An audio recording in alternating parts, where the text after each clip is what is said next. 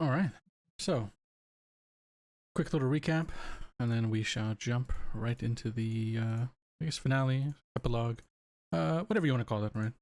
Kind of a mix of both with this one. So, really, I mean, there's not too much let's say there's probably not too much to go over as far as last session goes, considering we started directly into combat, right? So, maybe best to kind of just give like a little bit of an overview for what happened in the campaign, and then jump right in. So,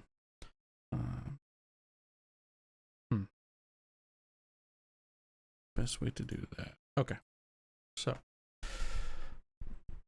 last time, actually, no, we'll just do the last session. Fuck all that. So, last time we started directly with the assassination attempt on this group.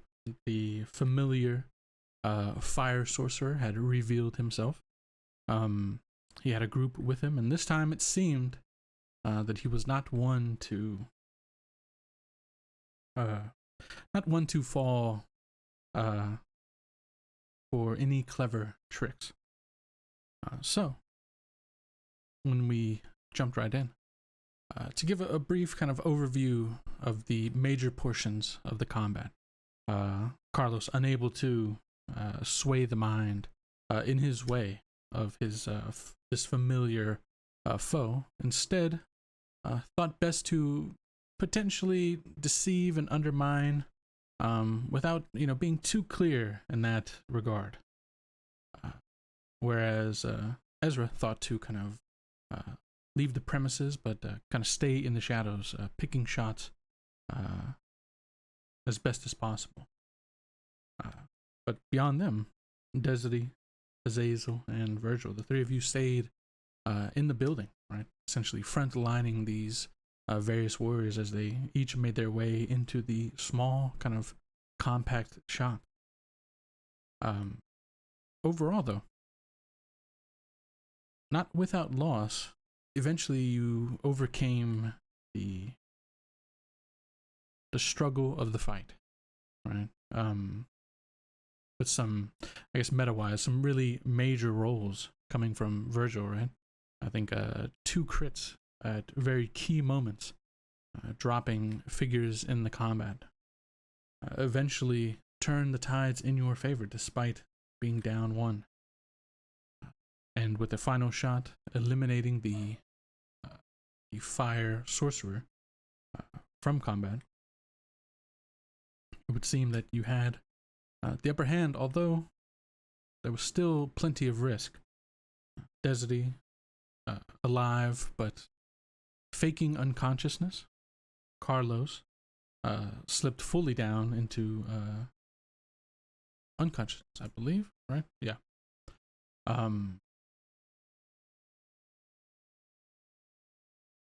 Yeah, absolutely. Okay. So,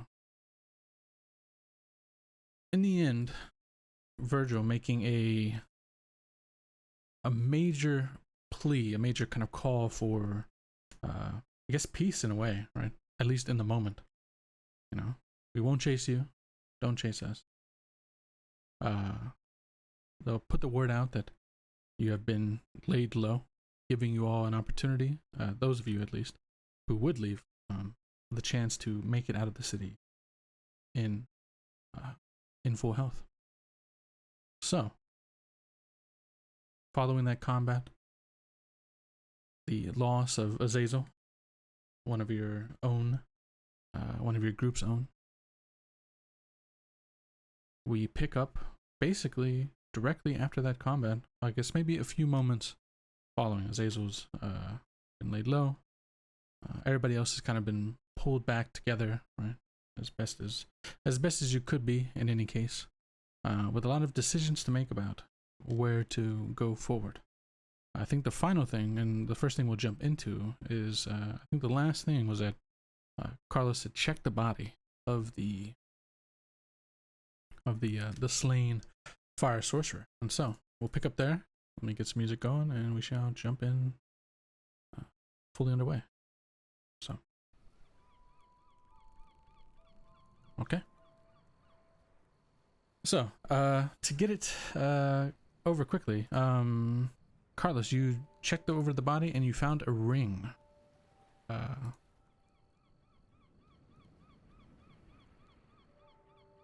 Okay. So, Is the ring intact? yeah, the ring is definitely intact. I believe you can make, this would be a tough check. You could potentially make some sort of Arcana check to see if you can identify it, but, yeah, there's a... No way I can lie to the ring to get it to tell me what I want to hear from it. Is it? No, I no, can't. no. It's not the only thing I can do. Yeah, so... Right. Okay. If it's Arcana, I've got +2 on that. Or somebody else in the group to help with identifying this item. Hold it up and go. Is anybody not too grief stricken just to have a look at this? Sure, I can take a look. All right. And then I'm going to take a look and do an Arcana check. Okay. So. Okay, so so 14 total to check over this item. It's definitely magical in nature, but it's a bit tough. Yeah, I'm gonna say as you look it over, unfortunately, you can't get a sense for what exactly the ring does, right? The magical nature of it. You identify that it absolutely is magical, but what exactly it is a mystery to you, unfortunately. It seems to be some sort of magic ring, but the properties of it I can't really tell. I'm sorry. Sweet. Never had a magic ring before. Yeah, so you pocket the ring for now, kind of making claim to it, Carlos. Yeah. Yep. Definitely. So. Oh, what the hell? You'll slip it on. So before. Oh, you'll put it on? Okay, perfect. Yeah. Yeah, nice. Throw it on. Feel fine. So before we kind of start to do a little bit of time lapses and a little bit of like shifting over to certain things happening. You die instantly. No. Is there anything that anybody wants to in character kind of go over with each other or anything like that? Because in this moment you got a few moments in the quiet, right? Before other things happen that you have to kind of relay some information. I'd just like to check very quickly through those papers again that are on the desk and see if there's also a permit for a flying mop. Desiree absolutely does not have the appropriate paperwork for a magic shop. So the magic item that seems to be in hand, I guess technically by your brother as well. You would have heard it, right? Ezra wouldn't have like quietly said it, so yeah. People who have magical items are certainly need to be noted. I'll keep that knowledge about the ring, just keep it to myself, and I will remember the shop. All right. I think Desiree, in her frantic state at the moment, would probably want to try and figure out what the box is finally. Oh yeah. Because in her mind, the magic pulse, maybe the magic is helpful in getting Azazel back. Fair enough. I think unfortunately Ezra kept a hold of it though, right? Yes. Yeah. So yeah, feel free to ask.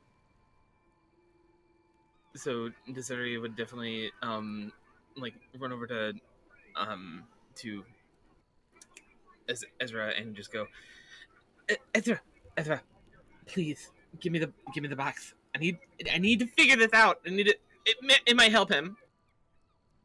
Do you think that? Okay. And then want to do it together?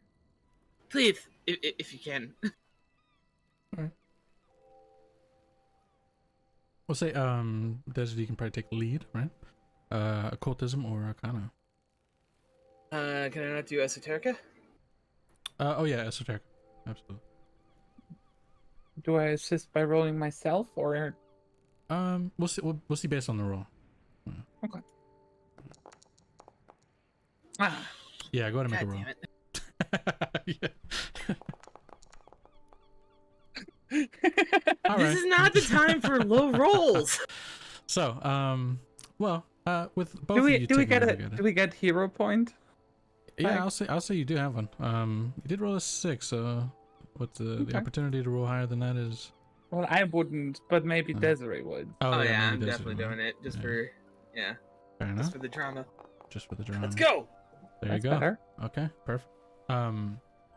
So, and I'll say even with your help, Ezra, because you've taken a look at this, you've also kind of unlocked part of it yourself. So, Desiree, as you take a look at this item again, this time with kind of Ezra helping you along, you get the final shift in this almost kind of like puzzle box item into place, right? You know, you figure, you know, you've heard this moving part inside of it, and so now as you kind of takes a bit of muscle, right? Like to the point that you're scared, like maybe you might break it, but you know, moving with confidence, you it finally gives and snaps into place, and the box and the kind of cylinder it is kind of again kind of collapses into itself a little bit, and now it's like the size of yeah, how much of this is being done openly? I assume it's Very openly. yeah, like you're trying to quickly do this, right? So Yeah. now it's the size of like almost like a can of soda, right? Kind of the same shape and everything. So actually, Ezra, we're gonna use that 15 as the rather than kind of helping. I'm gonna say you're the first to notice what this is, just as Desiree kind of completes the shifting of it. Go ahead, Virgil. I was just going to say, if I notice them sort of fucking around with something and going to step towards the body, I will interpose myself. So I'll just hold off for now. But if I see them walking over to the body with it, then I'll step in the way. Fair enough. So, Ezra, this item that is in Desiree's hand, you recognize it maybe in your past life when you worked for Octavia herself. This is essentially like a grenade version of an anti-magic field. And so as it kind of locks into place, there's one more thing you have to do to activate it, but after you activate it, you throw it and it explodes into an anti-magic field, right? For a number of rounds would be the way that it would work. So, unfortunately, it is not an item that would help Azazel in this moment. It probably would have helped in the combat. Yeah. Maybe, yeah. So Azra's going to say, I know what this is. I recognize it. It's, you can activate it and it emits a anti-magic field after a few seconds. Zuri is like looking at this thing, and then like she actively like falls down onto her knees and just goes,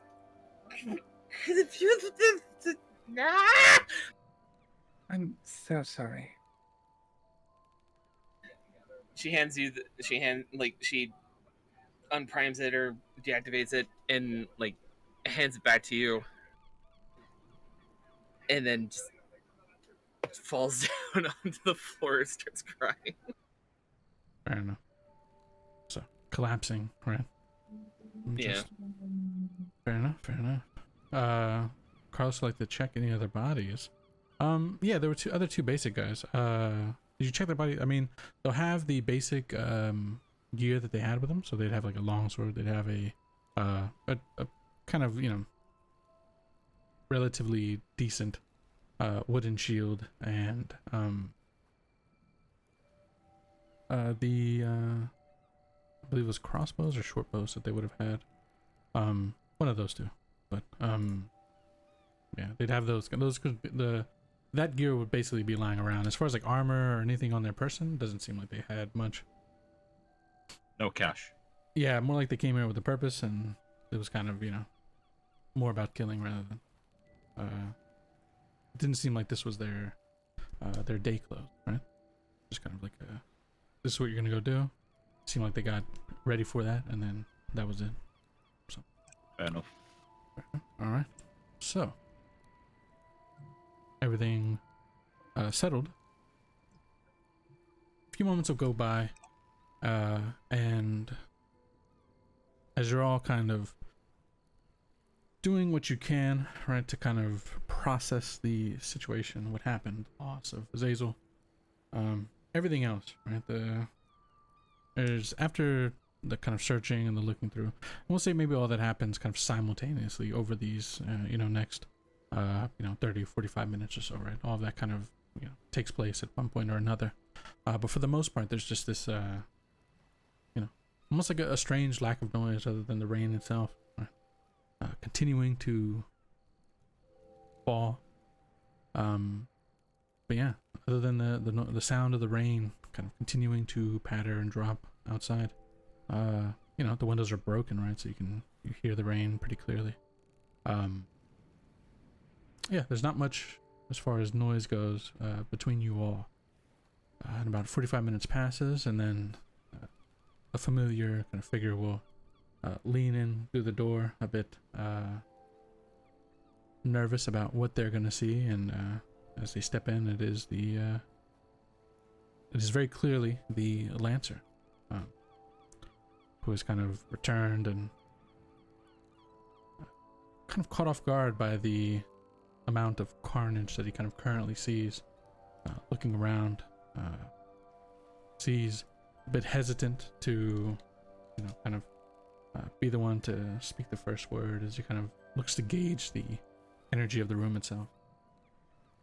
Ezra is glaring at him.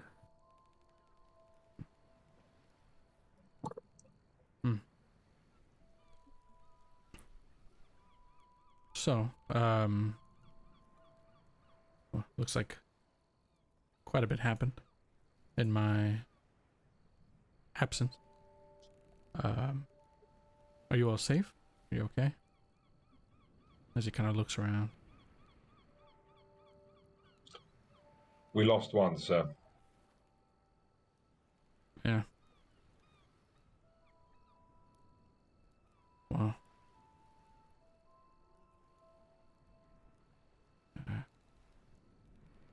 We've got a lot of eyes, I guess, and yeah. I'm sure they followed one or the other back to the spot. We managed to drive most of them off, but we were warned to keep our heads down from now on, sir. Yeah, it seems maybe the plan of well, at this point, maybe the plan of bait is not so smart. Go ahead, Carlos. Carlos will nearingly say the Lancer. So, which one of us, obviously, not your rubber shaft over there, but which one of us are you fitting up for this one? I mean, stiff on the floor's probably an easy mark. Jeez. He kind of just looks at you. He actually kind of the glare that Ezra is giving him, he's kind of mirroring, right, as he kind of reflects it onto you, Carlos, like a bit of a grim demeanor to him. Go ahead. Oh wait, sorry, 7 minutes ago.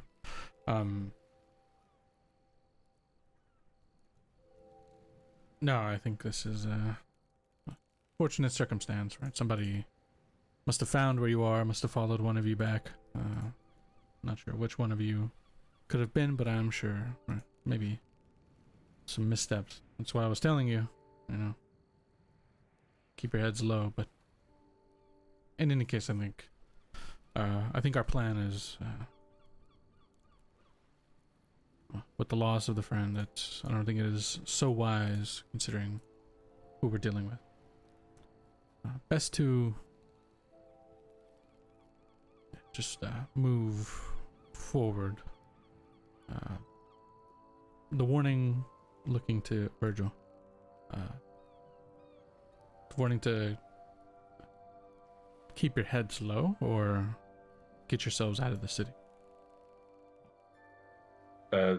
We were told to keep our heads down. So I was promised protection. The others were told not to make a fuss. I think it might be best if they were to leave. Yeah.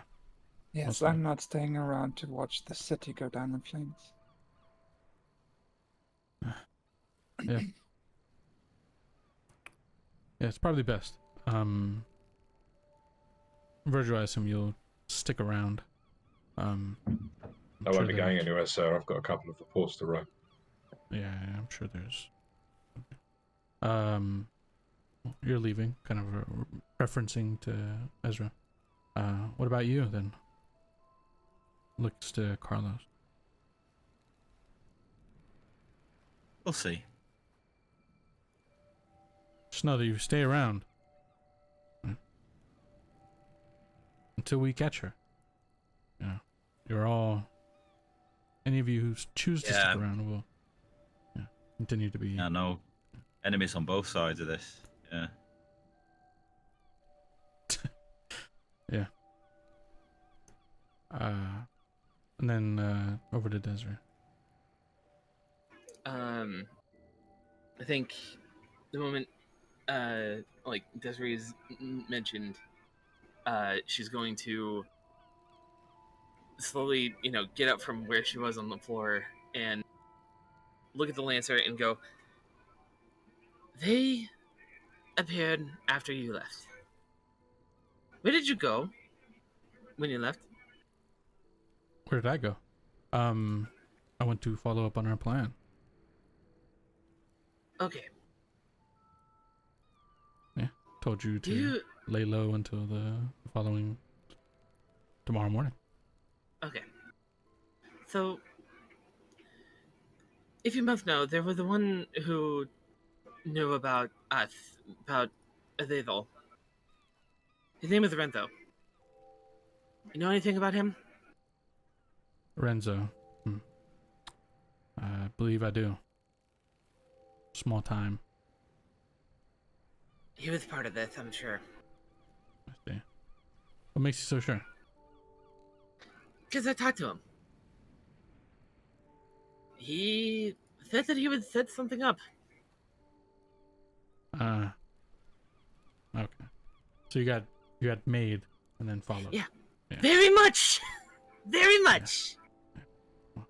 Yeah. What will you be doing? I'm getting out of here. Okay. Right. But I can do what I can to help make accommodations for those of you who are leaving. For everybody else. Yeah. But the moment you get Octavia, I want to know so that I can sue her for everything she has done.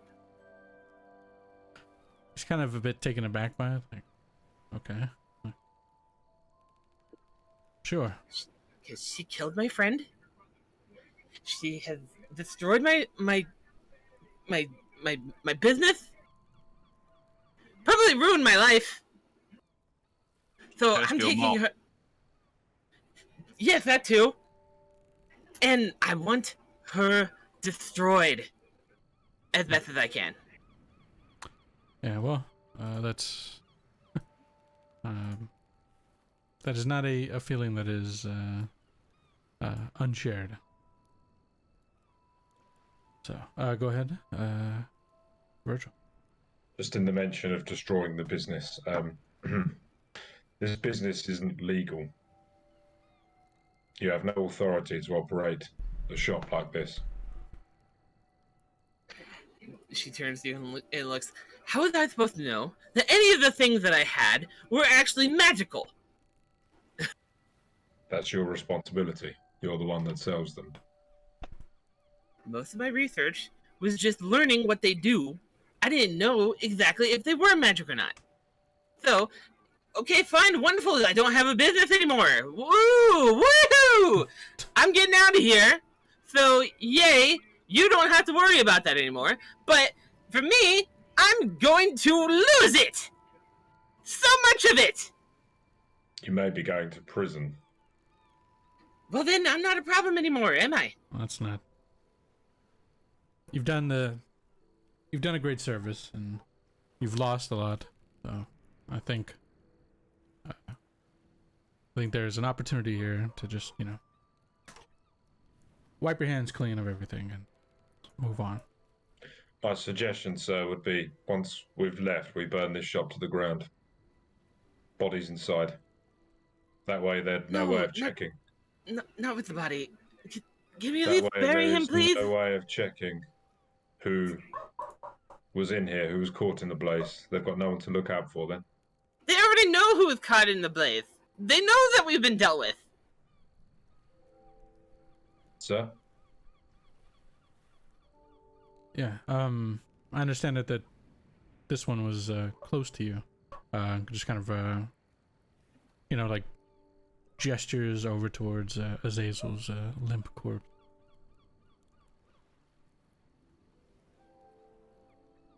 Kind of like speaking out to anybody. Maybe particularly Deserty in this moment. Hello? I'm sure we can. Burning down the shop is a good idea, but I think you can lay your friend to rest if you wish. Please. So. Fine. Well. Then I have a carriage out front that I would have you all quickly make your way to. I can lead you to a safe house. Give it a few days, and then I'll be able to assist you all in whichever path you plan on taking. So,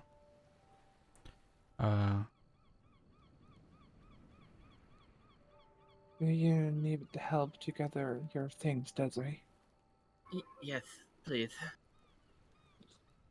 I'll give her a hand in gathering the necessary stuff to get the fuck out of here. fair enough. Yeah. Take a few moments, and gather a few things.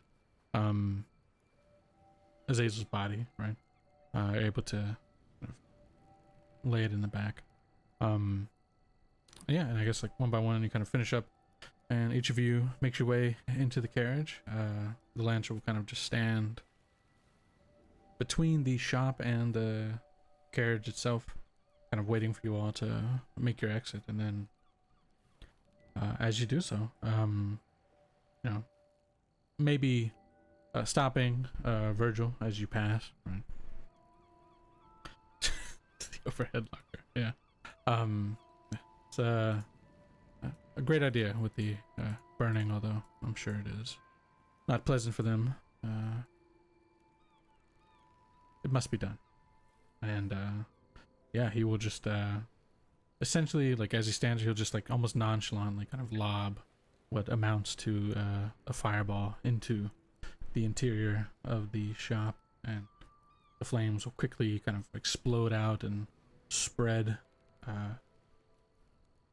causing the shop to kind of go up in flames. Actually, we'll like retcon that people in the building are drawn out, right? So there's nobody.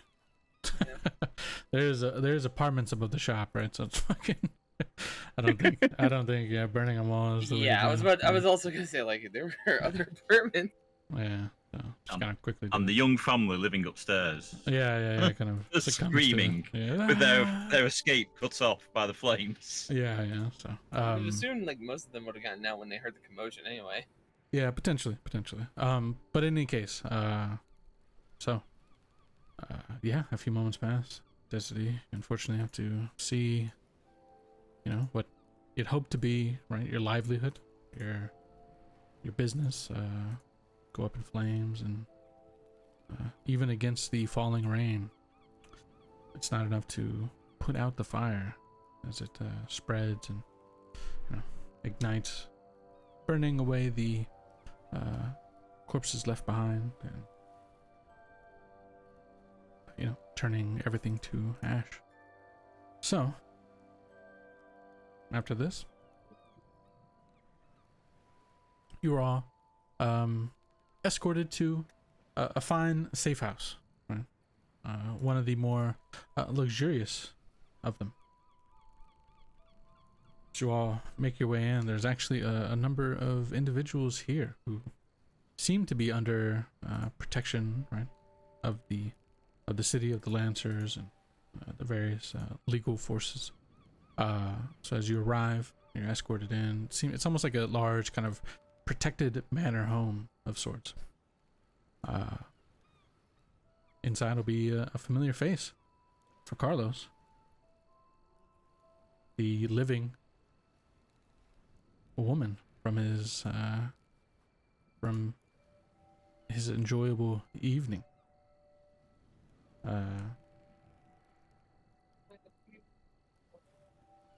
Will kind of be standing, you know, idly by, and just kind of watching as everybody enters into the safe house. Shoots you a surprised look, Carlos.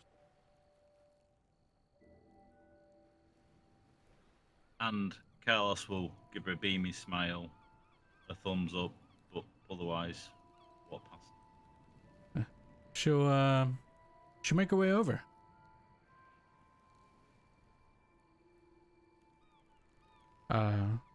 She'll approach.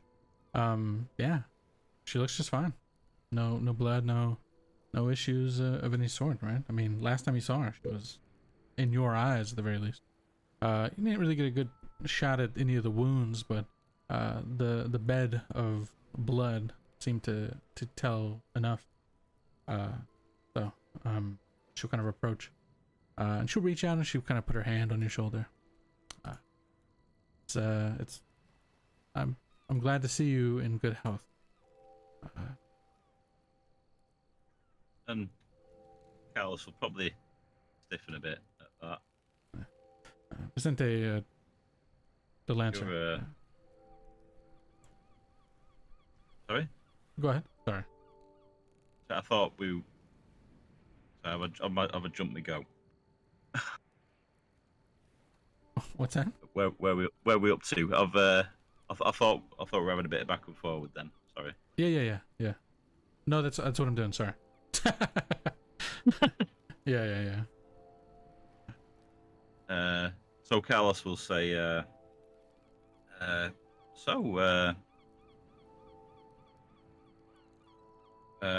where did you train? And which school of acting did you graduate from? She seems confused by the question. No, I'm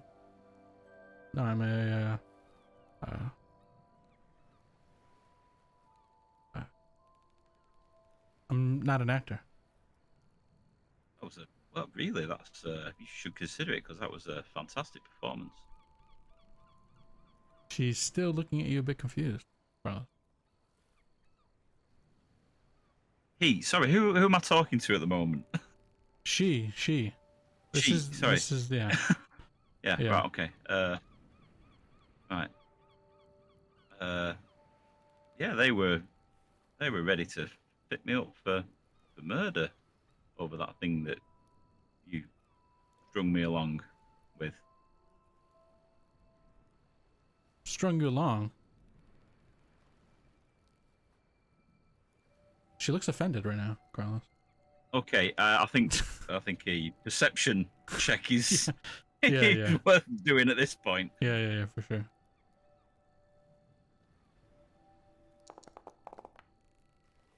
An 18. She looks very offended. that you are implying that she had any part as far as setting it up goes. She's here Okay. looking like, doesn't look like she works here or anything. She looks like she's also being kept here in the safe house.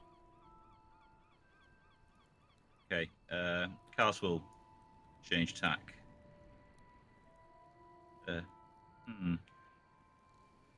I get the impression that you are not involved in this the way I've been assuming.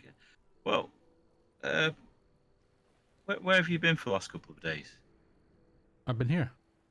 I woke up, strangely enough, Sente,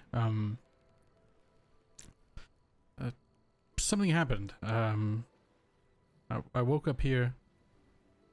I remember us, and she looks like a little embarrassed, right? As she's kind of like saying this out loud, right? Like heading to the room, right? You know, kind of giving you like a sharp look with that. And then Virtual's just gonna nudge closer. yeah, yeah. Heading to the room. We had a great evening together. And then I woke up here, and then, you know, Vicente was telling me that something had happened, that I had to be kept here for my safety. You know, something had happened with you, and you know, all that. I'm meeting you was thrown quite a wrench in. Sorry, not a wrench, you know, but you know that expression. It's thrown quite a wrench in my plan, so to speak, right? Like, I thought it was just gonna be a fun night, and you know, next thing I wake up and I'm here in the safe house, and there's, you know, you're involved in something, and you know, I've been dragged along because of you, and now this. Yeah, well, that seems to have been the pattern for the last couple of days. Everything's my fault. Yeah, the city wants me dead. The law enforcement wants me dead. Yeah, I'm sorry you got caught up in that.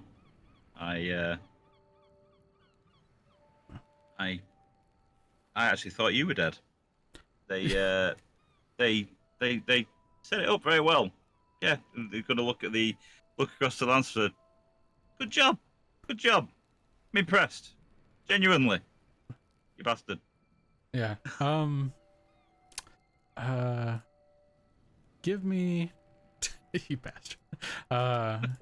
Give me a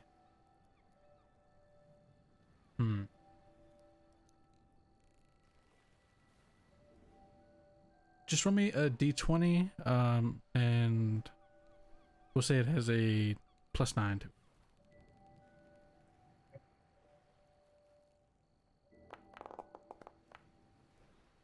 18 + 9. Okay. Yeah, I'll say that's like your general charm, right? Like how you're able to kind of explain this. She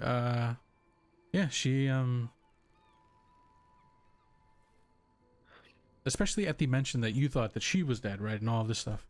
Right. I there's been a lot of strangeness in the past couple of days.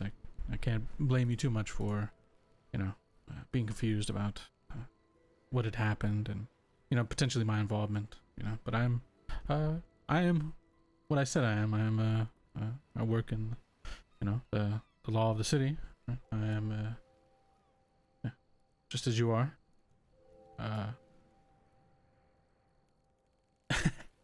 And she's gonna kind of lean in. She's gonna lean in, Carlos, and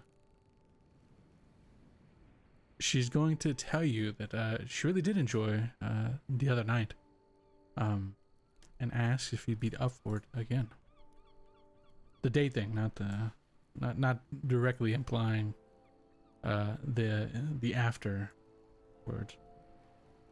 Well, you might have to give me a day or two. I recently got my ass kicked several times. Once by him, again, over there. Yeah, you. Yeah. Thumbs up, you bastard. Yeah. Why the hell not? Sure. All right. However, another suggestion. Somebody you may have heard of is very deeply intertwined in all this, and it's a judge, Which Judge one? Ruben Marquez. Can't Marquez. remember, right? Yeah, Terrible. Ruben Marquez. Judge Marquez. He He's caught up in started this this? whole sordid affair.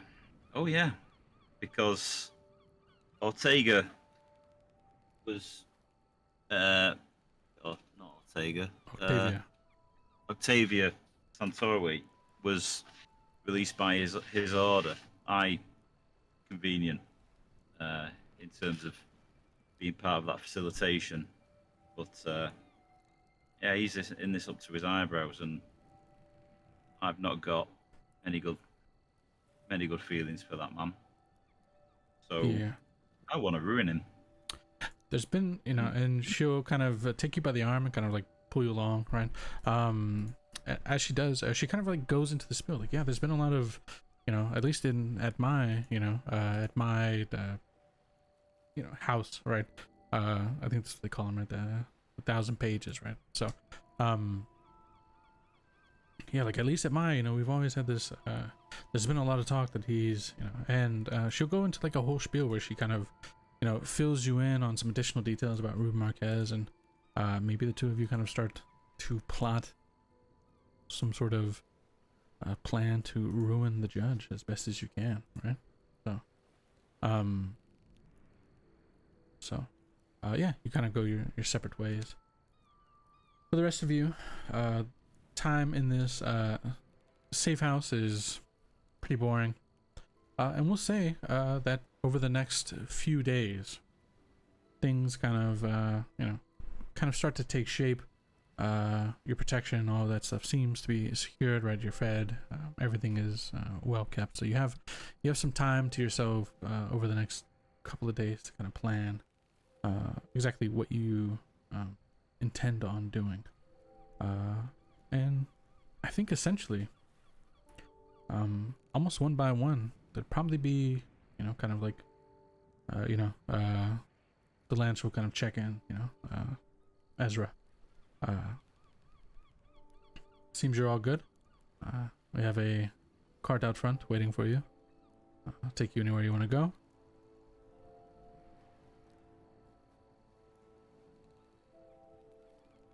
She is going to agree, but is going to look for Desiree before she leaves. Fair enough. Yeah. I go through, find Desiree. So, I guess I'm leaving. So, where do you plan to go? I don't know just yet, but I will need to see off my wife first. But afterwards, like somewhere a little north from here for now. Mind if I come was- along? Yeah, that's what I was wondering. Being anywhere right now is better than being here, so if you don't mind a very, very broken and broke pawn dealer, then I'm going to be just as broken once I leave my wife behind, so. this is gonna be so much fun. She's already on the verge of tears. The carriage is waiting outside, so if you want to come along. Let me just get my books and yeah. She All right. packs up and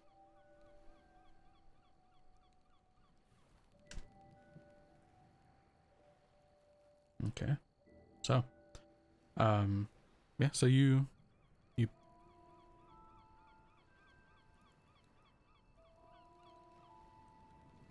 you to kind of pack up, and the Lancer seems a bit caught off guard, by the kind of sudden inclusion of Deji, but yeah, I think it'd be fine for her to leave. You don't have much connections in the city, right? Everything is okay. Then you would like to take the body of your friend along, I assume? Yes, please. Okay, yeah, we'll have that done. And so, yeah, so a few moments later, the carriage is fully ready to go. Desity and Ezra, the two of you, make your way out of the safe house into the carriage, and you tell them where to go, which I assume is heading towards your Yeah, my your wife's family's house. Yeah, okay. All right, so two of you, off you go.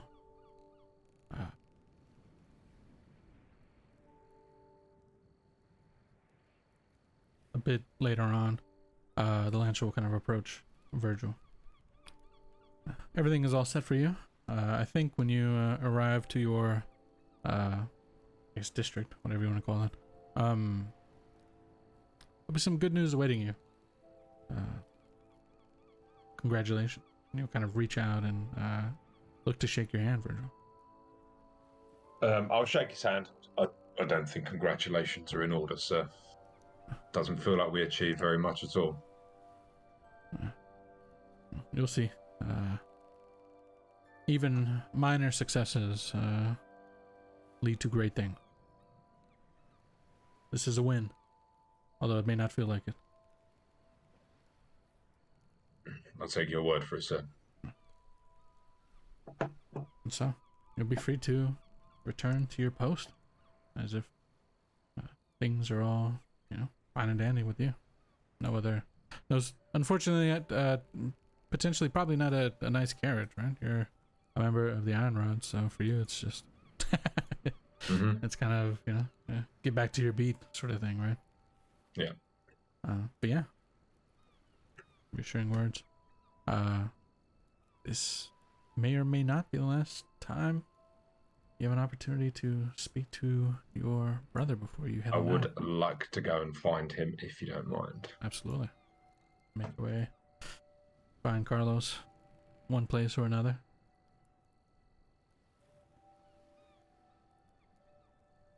Brother?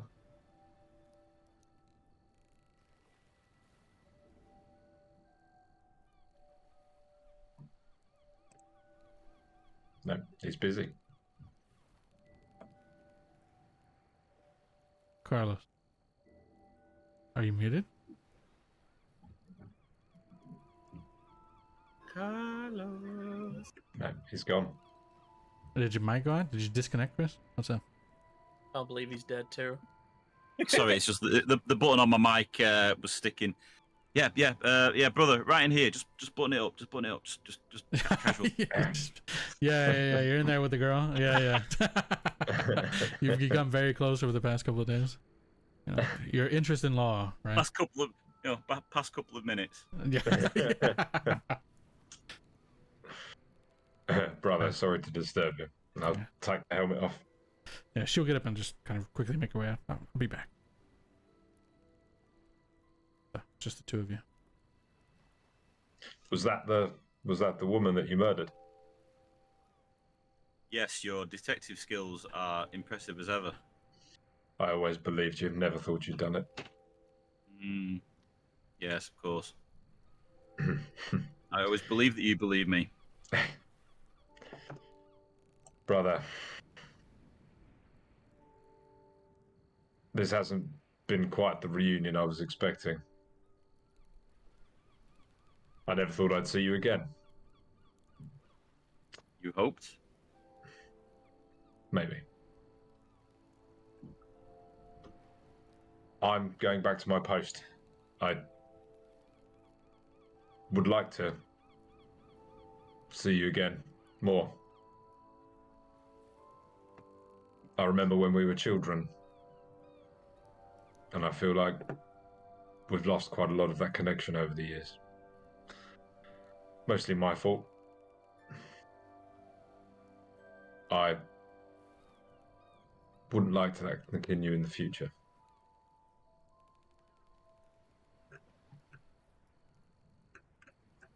You know,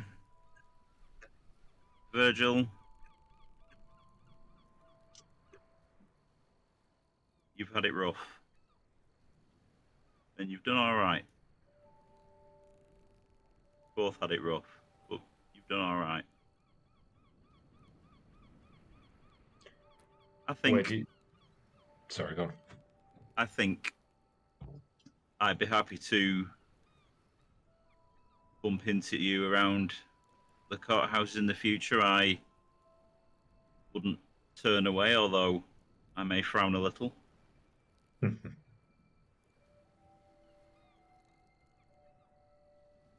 I'll hold my hand out to him. And Carlos will quickly wipe his hand on his pants and go to shake his hand. Oh, brother.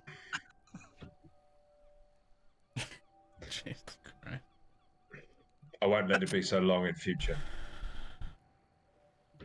You know what, brother? You know what, Virgil?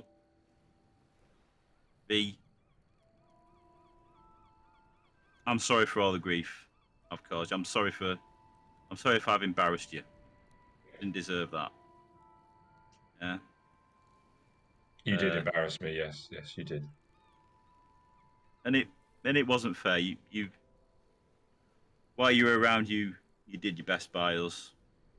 It's not your fault that you couldn't stick around. I'm sorry I left when I did. Mother always loved you, you know, Carlos. Yes, I know I was the favourite. Yes, you were. But she liked you as a person as well.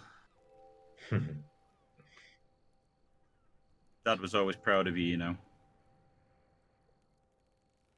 I hope you still would be. Sure he would be. You know what? I'm not going to stop insulting you at the Iron Rods, but I wish you every success with your rubber wand. You too, brother. Try not to murder anyone else.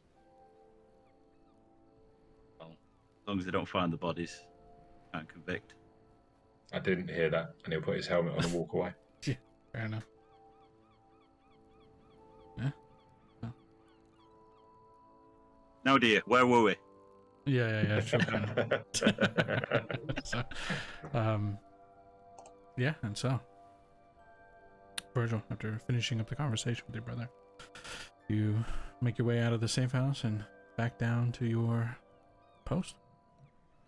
Yes, yeah. Perfect. Last but not least, Carlos. No, maybe potentially another day after your brother's departure, right? Just be you, basically you,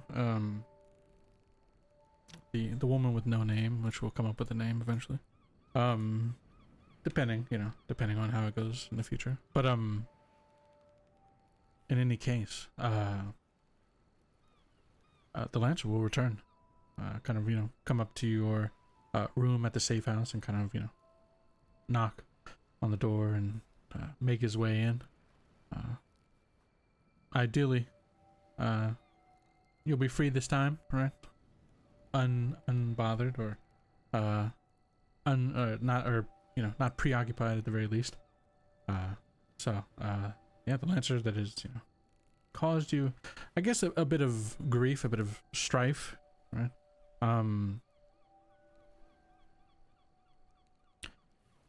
Well then, Carlos, you are all set. If your intention is to stay in the city for a bit, we'll keep a close watch on you, at least for the coming days. Try to make sure you're not harmed by any means. We've got a lead on Octavia, so we'll be bringing her down shortly, and you won't have to worry about living here with your head on a swivel.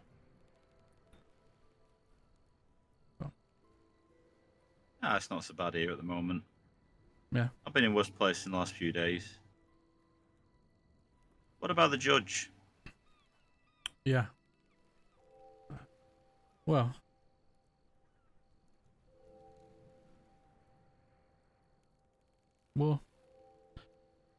he certainly had a part to play in all of this, so we'll just have to ensure that everything will land appropriately, and then he'll be removed and, you know, branded and all of the things that happens to a person in his position for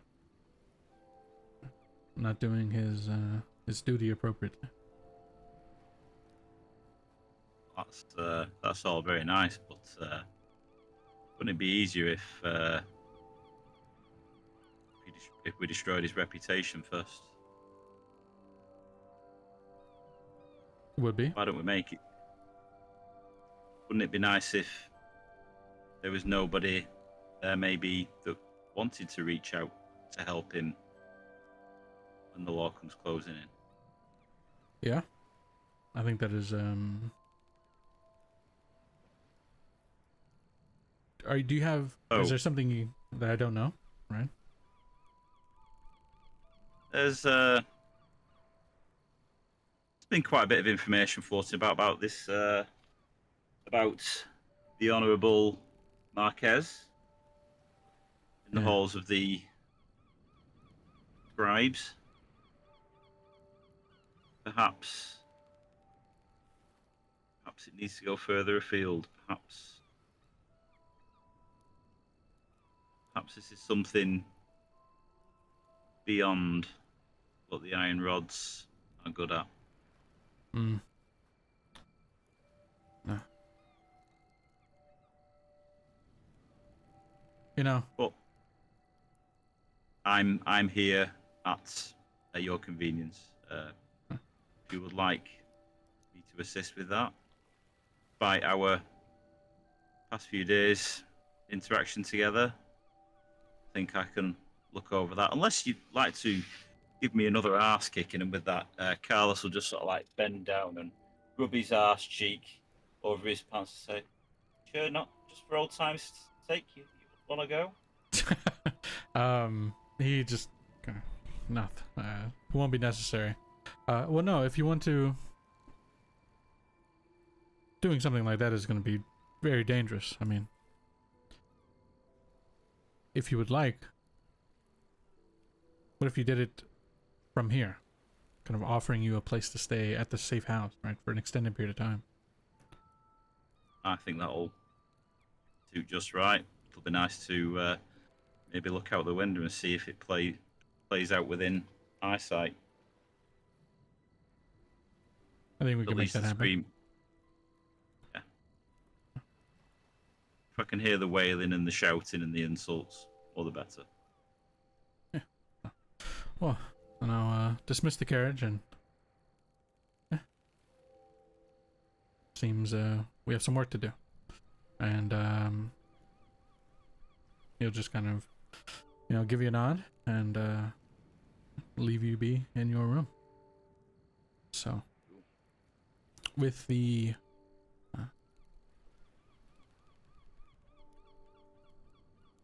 with that set up, no rolls, nothing like that. We'll come back around. So, Ezra and Desiree, two of you are escorted outside of the city walls and drawing ever closer to your wife's family home. How are you feeling, Ezra? Like, her stomach is about to drop out of her body. She feels miserable about what she's going to do, what she has to do. She looks like even paler than usually and like fidgeting with like a hem of her fur coat, Fair enough. biting her lip. So, as the moments roll by until an hour or so, you're in the kind of familiar to you, but small village. You direct the coachman right up to family home, and again, just out front. I guess now familiar to you, the carriage of the same carriage that Martin had last time he was here. So, you kind of get the coach driver to stop. Do you intend on doing this solo? I think she would go solo unless like Desiree would sort of force herself on her, which I don't think she would. Fair enough. Yeah. So Probably not. No. yeah. Stay in the wagon, right? You'll be back in just a bit. So, Ezra, you make your way off of the wagon and start to make your way up to the door of the family home. You knock.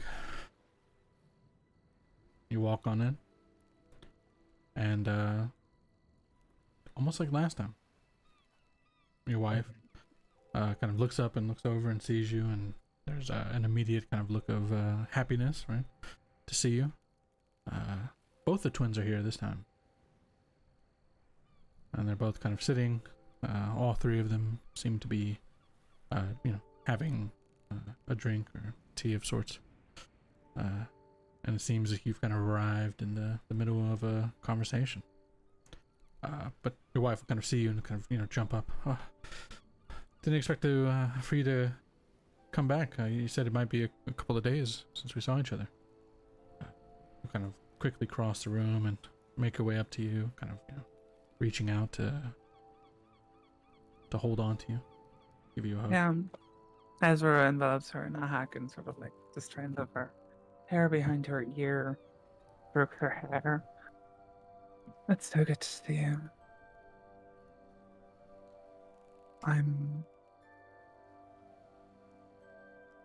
We need to have a talk though. Yeah. Come on in. I'll make some tea. Yeah. Just come to the table, right? Kind of leads you in. Yeah, I'm sure we have a lot to talk about. It's fine. And yeah, she'll kind of guide you over to the table. Kind of. I'll get you a cup of tea, and kind of before you have a chance to kind of even protest, right? Your wife just kind of goes out of view and off down, leaving you kind of awkwardly sitting with the two twins, Martin and Mala. Martin will speak up. Yeah, go ahead. And she sort of looks over at them and just says, "It's great to see her in such good health." Yeah. Martin will speak up. It's yeah. The medicine I've got for her is doing quite well.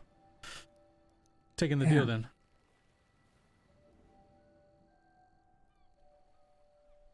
Kind of ask you flatly.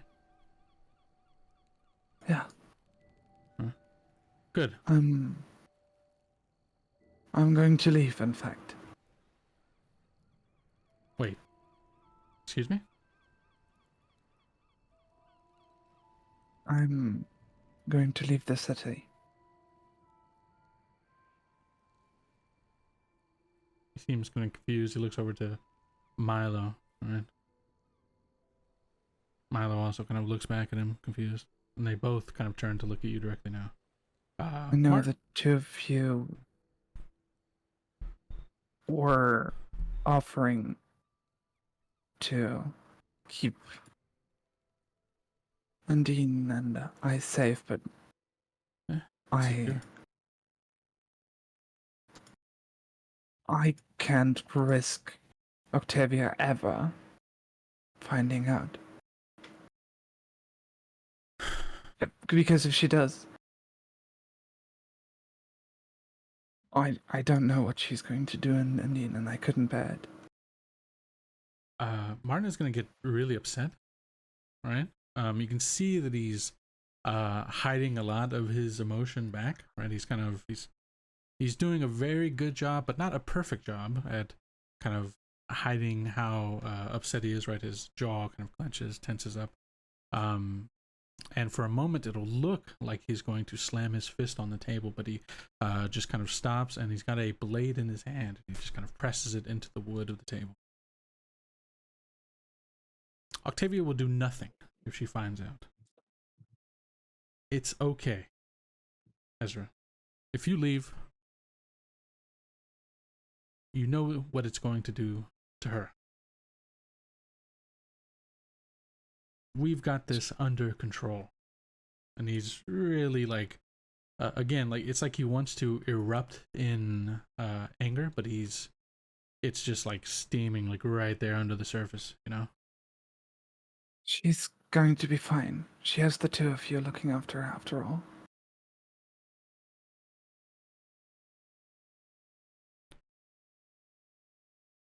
He's gonna kind of shake his head like no, and then kind of like make a sound to himself like a you know,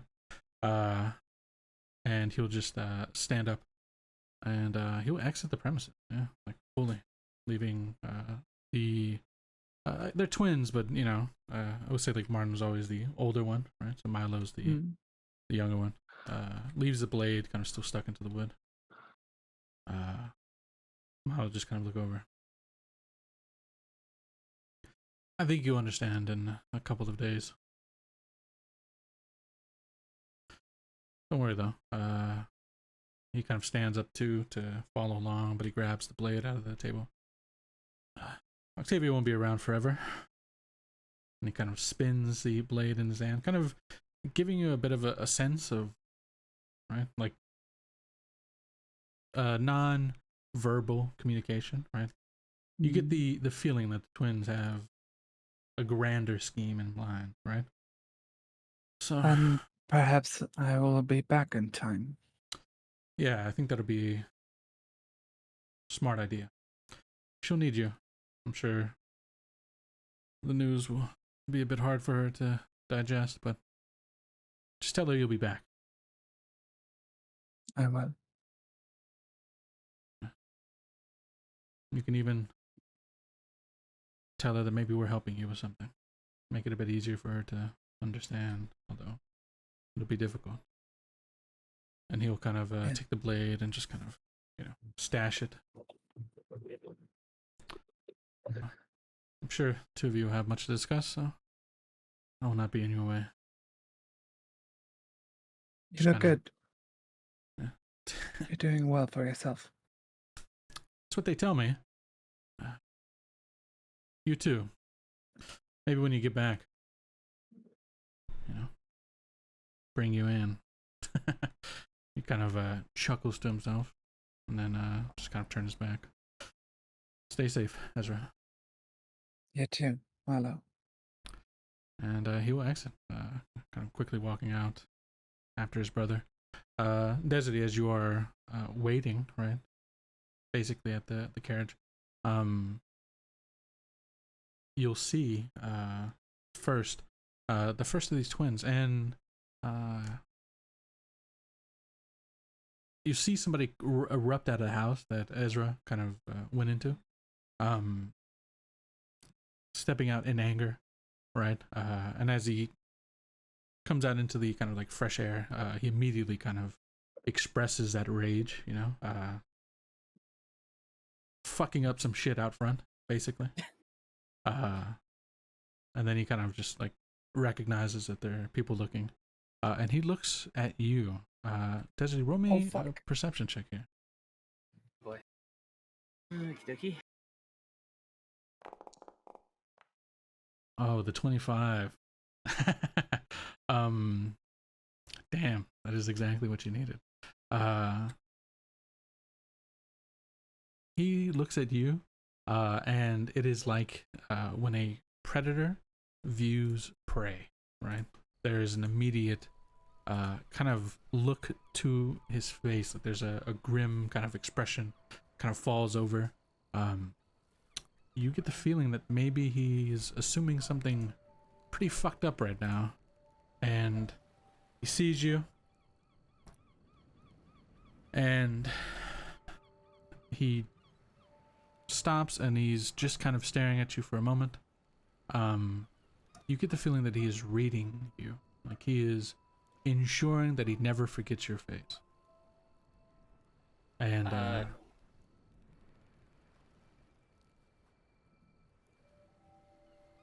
go ahead. yeah, he will he's standing there, and it looks like he's about to start walking over when the other twin will kind of you'll see basically the exact person that that is looking at you.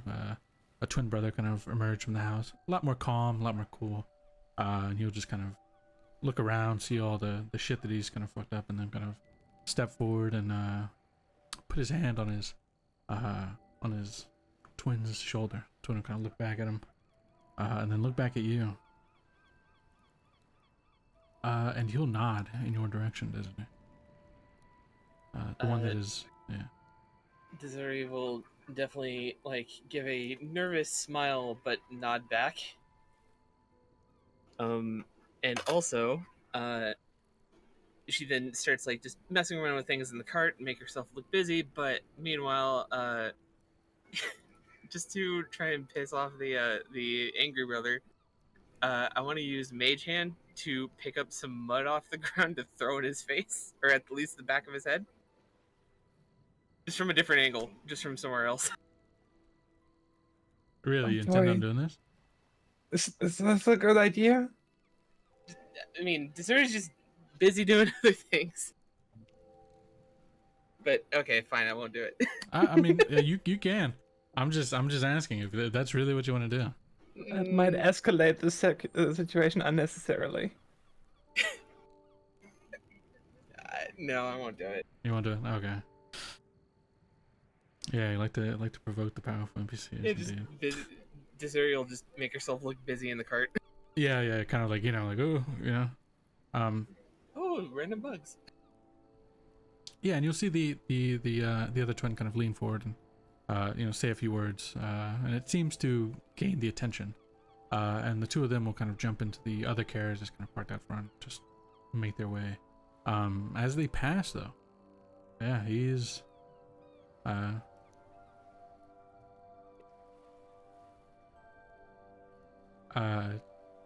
the carriage is going to stop right side by side with yours, and the twin, presumably the one that was looking at you angrily, will kind of lean out just a bit, looking at you, Desiree.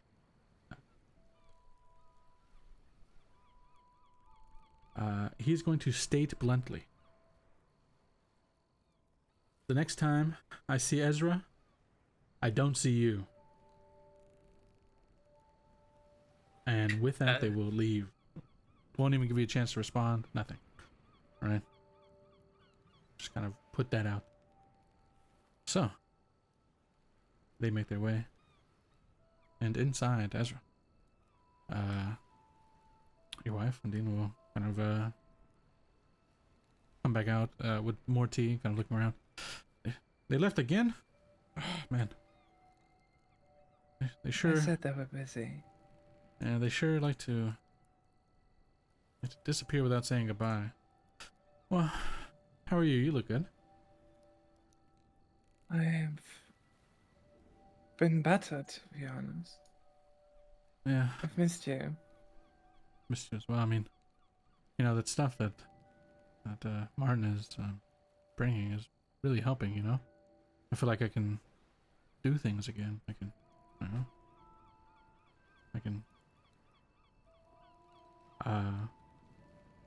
just gonna kind of say this a little bit sad, right? Like I can be your partner again. Oh god. Ezra's heart is breaking in her chest. Yeah.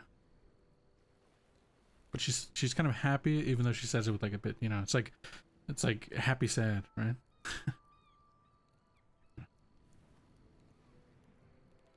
It's helping a lot, and he says he's got you know, plenty more of it. He's gonna bring me a lot next time he visits, and I'll be able to, you know, maybe travel. You said you were finishing things up with the city, and you know, I think maybe we do well with getting some fresh air from the city. Right? Martin and Milo are doing very well for themselves. You know, and she'll kind of don't tell my parents, or essentially, right? Like that's how kind of Undine will say it. But she'll kind of pull out this pouch, and it seems to be full with quite an amount of gold. I can only assume it came from the brothers. We can go.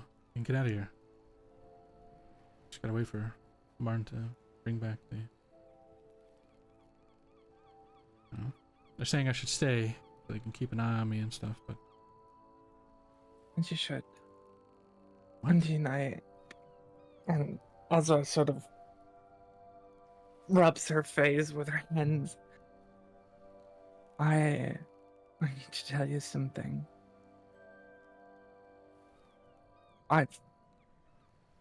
I've been keeping things from you.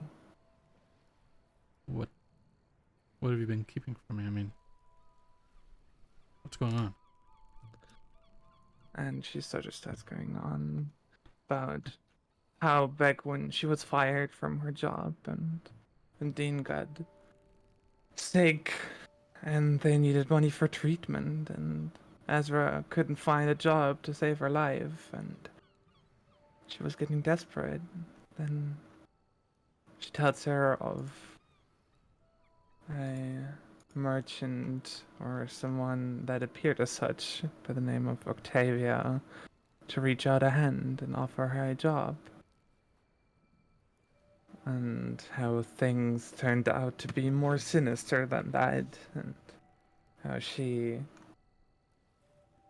basically fell into place in a crime syndicate and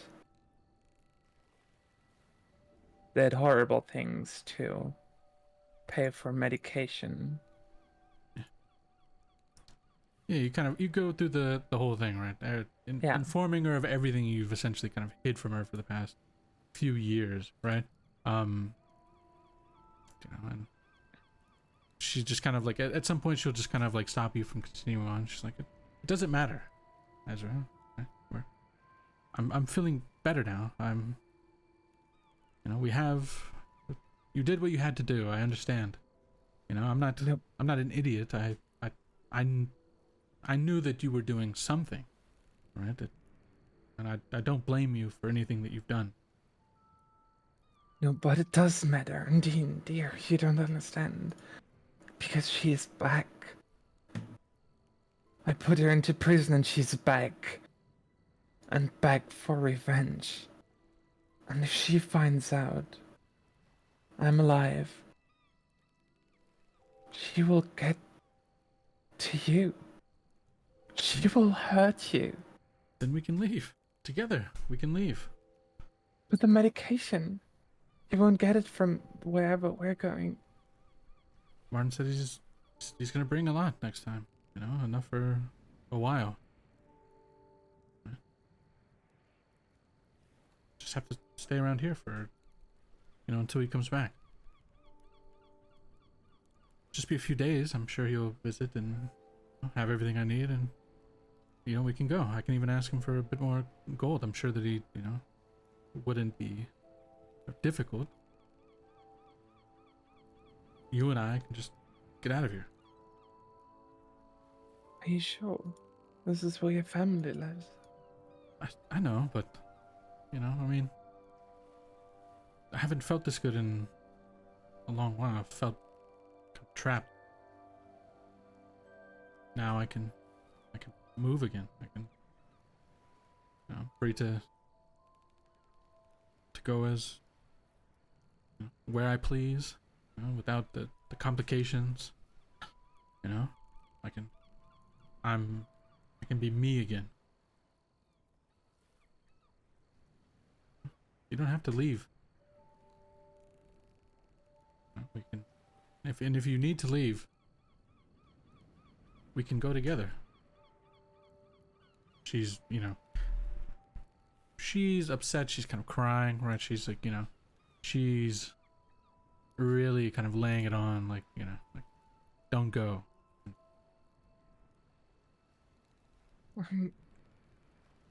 I'm worried for you. The roads might be dangerous. And while you are doing better right now, what if the medication runs out? And what are you Martin and trying? Milo are helping, and that they are trying to get Octavia to leave, to get rid of her. And once she is done for, I'll be back. But until then, I don't think I can stay. You know, she's just kind of, she's clearly upset, and just kind of like, you know, leans in on you, like, so you're gonna leave me behind?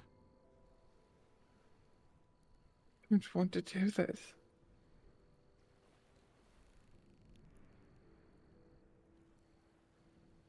But I fear for your safety. I always have. I love you, but I cannot bear to lose you.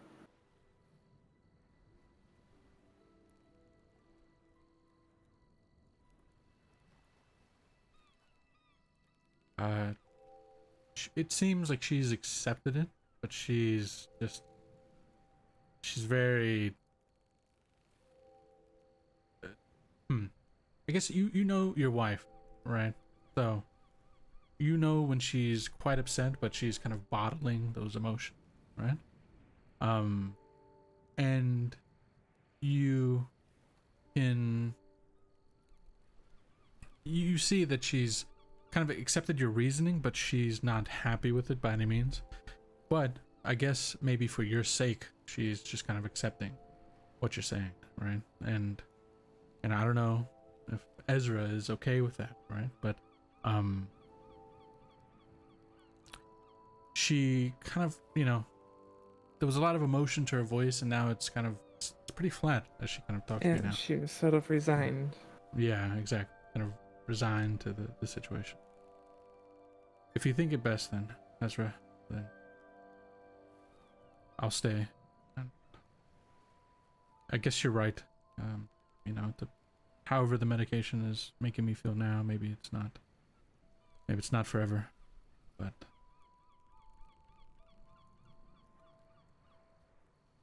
yeah. Ezra has had tears streaming down her face for like the last 10 minutes they've been talking.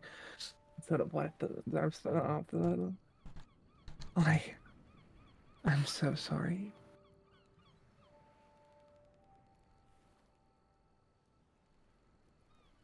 Yeah, I am too, Ezra.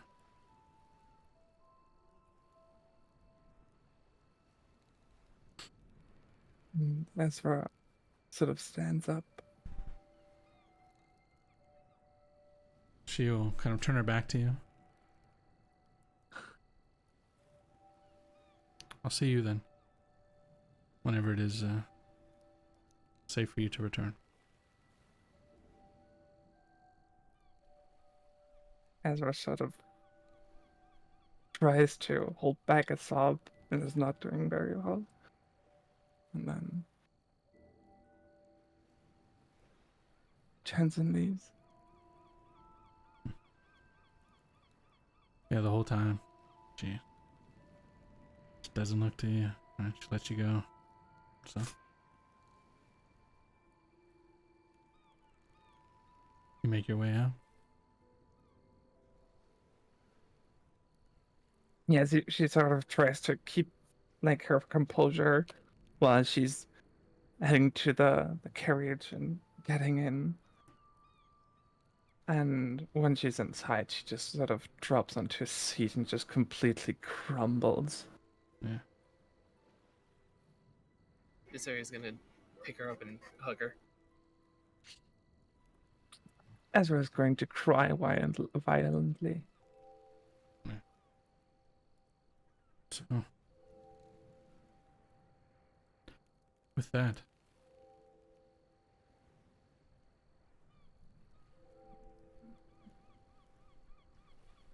Virgil, made your way back to your post. It's you.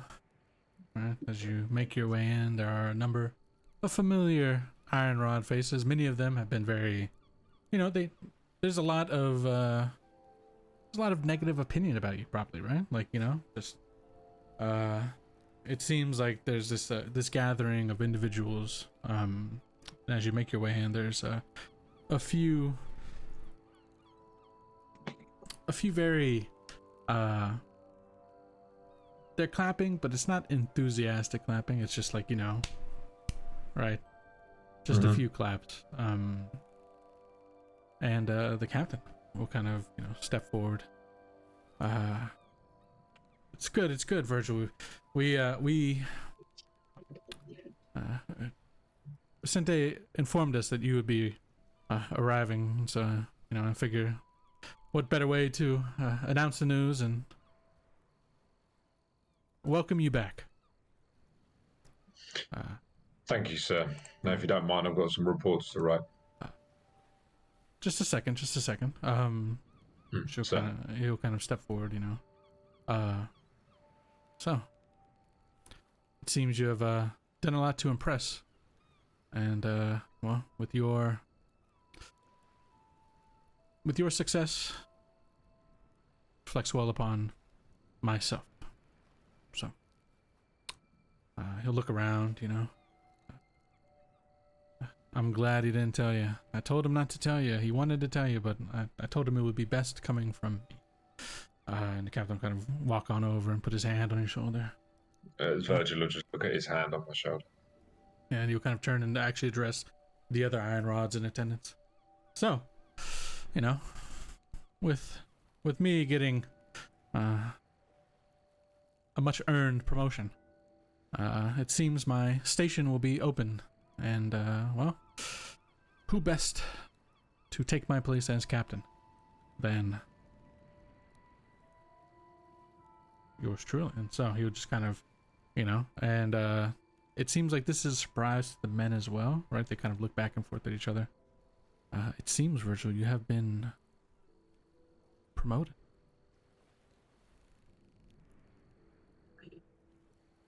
Virgil will take off the helmet. It's been a long time coming. Very much deserved. This is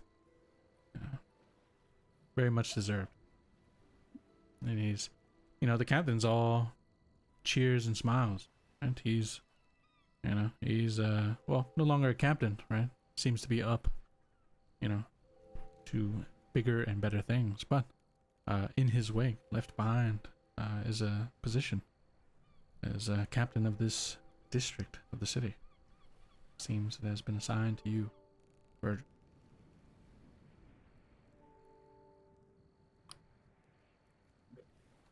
No longer having to be the one to do the branding. Right? He'll kind of remove his off his hip, his iron rod, and he'll offer it out to you. Virgil will take hold of his iron rod. Yeah. Well, Thank you, captain. sir. Yes, it's deserved. And now you have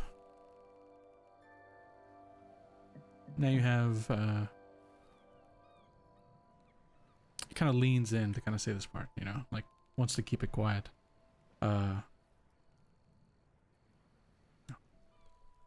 Now you have somebody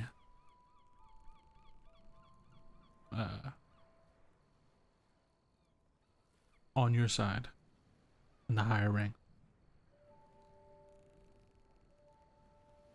Yourself, sir. Indeed. And others. And we can talk about it more later, but you know, there's been some word. You've earned the recommendation of another, Michael.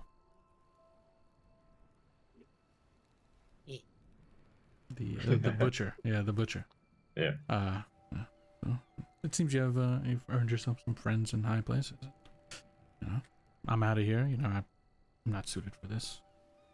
You can do a lot better than what I can.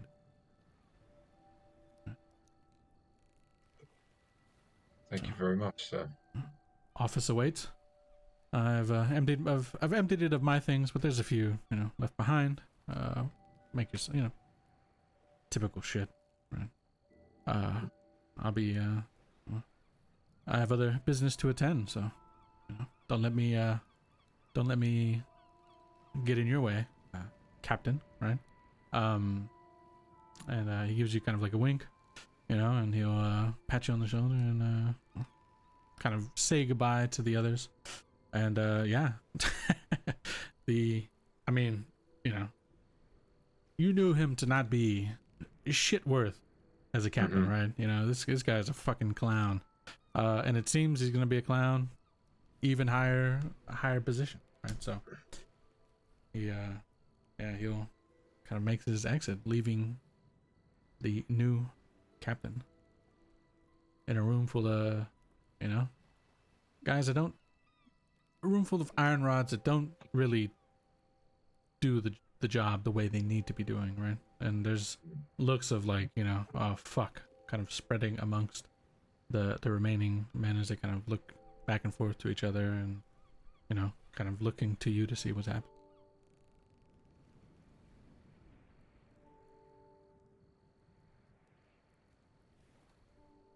Virgil will put the helmet back on. What are you all sitting around for? No one notices it's raining outside. Let's get moving. And he'll just start organising everyone to go out and Absolutely. do the job properly. Cracking the whip, so to speak, right? Indeed. Jumping right on top. So, yeah, they get moving. And in a way that they've, you know, that has been remiss of this district, for this post, I should say, actually, for quite some time. But, you know, with somebody as historied as Virgil in charge now, right? New leadership may be quite good. So, yeah, they get to it. They start on their way. So, all right.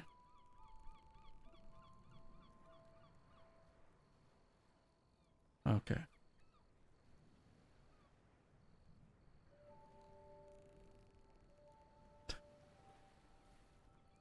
Carlos. Over the next coming weeks, you spend a lot of time both directly with the Lancer Vicente, but with a number of the more higher ranked members of the Iron Rods and just the kind of the legal organization within the city. Even a couple of members of the Order, right, will make an appearance. They won't ever speak to you directly, but they will be in attendance, kind of watching, you know, listening to what's happening, you know, and seemingly giving the okay at times, right? You know, so there's a few moments where, you know, the Lancer will kind of look over to one of them and they'll just kind of give them a kind of a sharp, you know, quick nod, and that'll be that. And so, yeah, with that, you jump back into the fray of things, and yeah, over the next coming weeks, slowly but surely, the reputation, you know, and this is all done in a very unsavory way, legal but unsavory, right? Perfect. Yeah, because it's, you know, we want everything's got to be true, but we place it alongside other things that are true, but not necessarily that happen in conjunction with each other. It paints a better picture, you know. It's Absolutely. It's all truth. Yeah, it's all truth. Exactly. And this is coming from the Order itself, so you know there is no, you know, truer truth than that comes directly from the Order. So if you would like, please describe a few things that Judge Marquez would be publicly shamed about, but as well, just kind of the breach of information, right? What is it that Judge Marquez is being accused of, and laid to bear into the public's eye? Well, on the minor side, the judge is going to be rumored to have spoken many disparaging remarks and hold the iron rods in general in contempt, and specifically, he's going to, some of the butchers by name are going to be held to have been ridiculed by the judge. This is at the bottom end, and then they go around. There's some rumours will persist that he has interacted with a shadowy figure who in the last few months left the city with a sizable amount of gold on a cart that is rumoured to have dabbled in some dark arts. Ooh, okay. He's crossed paths with this individual, and this individual left the city with a lot of money. May not be related, but who says? And finally, there may be evidence, it could be questionable, but that the judge has been breaking contracts in terms of the employment of his staff, not paying overtime, withholding paying benefits and things like that, and that's going to be the killer. Fair enough. Absolutely, yeah. Breaking contracts in the city, right? In Valdiris of all cities is, that is more than enough. And so, him being a judge, it won't be the dictum terras, right? It won't be the writ of breaking, but, yeah, eventually, after some weeks, continuing on, stirring up the people, the rains have kind of stopped at this point, weeks into it, right? It's not gonna rain for weeks, right? So, at some point the rains kind of finish, and, during all of that, the fervor from the citizens of Valdiris, right, kind of whips up into a frenzy until they're essentially at the gates of his home, calling for him to be branded, right, to be pulled out and laid bare in the public for all of his wrongdoings, and the whole time he's trying to kind of fight off these claims, but it coming directly from the order itself, that's it. And so, after a couple of weeks, specifically you kind of living in the safe house, the Lancer will kind of show up one day. Carlos, it's time. You might want to stay by the window today, yeah. And with that, it won't be but a few moments later till ex-judge Marquez is taken out into the streets. A brazier is drawn, a rod is heated up, and almost like a public execution, right? The judge is made to essentially get to show kind of proclaim his sorrow, and his not that he's innocent, but sorry that he's done everything that he's done, and with that he will be branded. We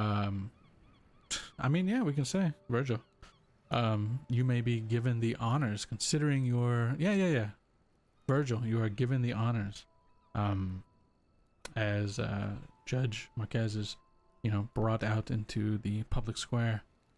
Brazier is there, the iron rod is sitting on the flames, heating up.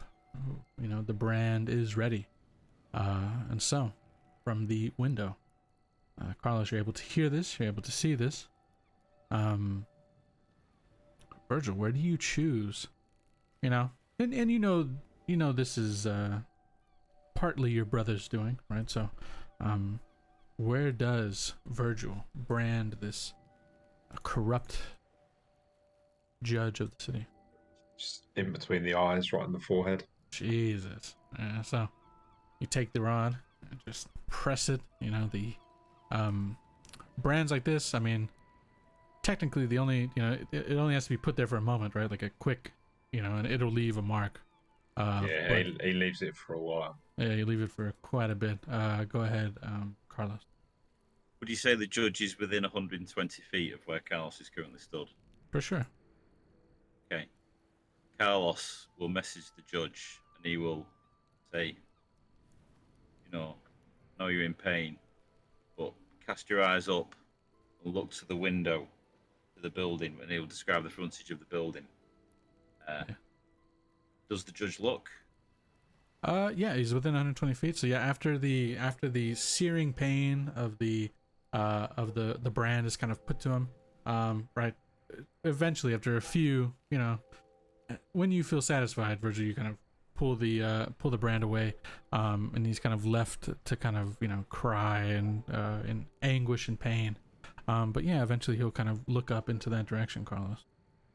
And he will see at the window Carlos's quite distinctive light blue suit and two very pale arse cheeks pressed up against the glass. Okay.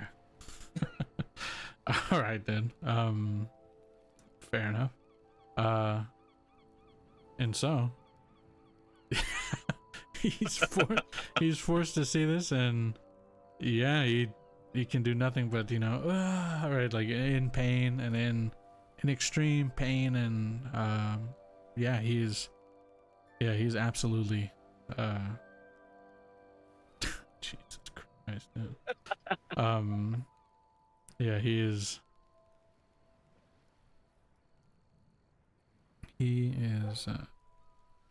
marked forever as a he's branded forever, and he's, yeah, that's it. So with that end, Carlos, what is the goal? Is it just, you know, is it staying in the city? Is it continuing? Yeah, Carlos doesn't know anything other than the city. He would be, if he leaves the city, a dead man anyway. Yeah. Even with powerful enemies, probably got a better chance in the city. Fair enough. Yeah, you stick around and with his knowledge of the city and what he knows. So he's going to stay there. He's going to look after himself as best he can, and hope, you know, in the hope that either somebody else gets to Ortega or Octavia, or, you know, she gets picked up again. Yeah, for sure. You know, he's able to get on with what he's doing. Yeah, and you've his life as it was. You've earned the favor, and maybe the you've earned the it seems that there are, yeah, again, kind of like with Virgil, there are people in high places, right, that, you know, are appreciative of you. So, you know, with the safe house and everything, it seems like things for you will return to normal in some time. So you you are able to eventually, after a few, you know, after some time, things are able to return to a relative normalness with you. And what about Carolina? Well, she's into you. Yeah, that can be something. That can be something to be seen outside Fair the campaign. If yeah. You know, it's early days. Just leave it there. There can be two people making plans, having fun. Fair enough. Okay. So, all right. last but not least, kind of building up to this one. Desiree, I need you to make me a d20 roll. Oh boy. Oh, that's fitting. Oh man. So, Can I assist in some way? no, unfortunately, this is just a straight. This is this was a 50-50, and it only determined who Desiree would run into as far as. So, Desiree, you search out. You have the body of Azazel with you this whole time, right?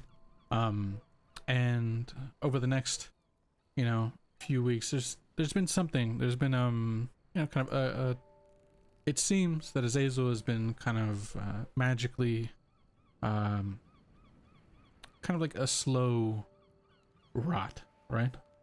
Mm-hmm. Preserved as best as you can put it.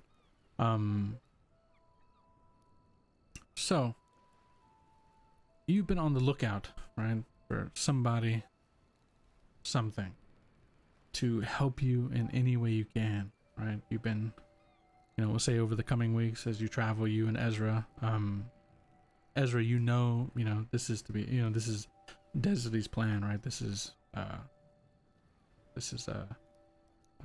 you knew what the intention was, despite knowing the public opinion of it, right? And what that means. To do something like what Desiree is looking to do. So you've tagged along, right? Yeah. Over the weeks, it's never been easy being away, but you've been tagging along, right? Keeping yourself busy so that, maybe you didn't have to think about what you had done, right? To kind of keep that behind until you can return. And so, two of you have been asking around, and things like this, you have to be very careful, right? Who you ask, because this is not something that is seen in good eyes in any mean, right? This is, you're doing probably the worst, the worst thing you could do. Trying to bring back, and so the coming weeks, there's a lot of time spent in really dangerous, really dark places. But you hear rumor of a certain figure in the area who can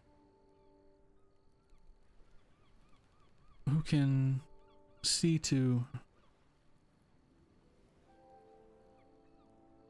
what you're kind of dealing with, right? And maybe your hopes aren't up this time because it's been a number of times. You've probably been scammed before, right? Led to a place and it was all kind of bullshit, just a chance to potentially rob you or harm you.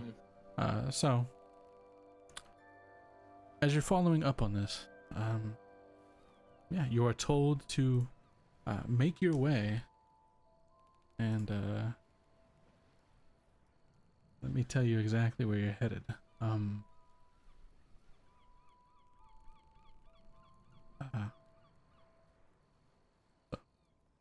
You're told to make towards to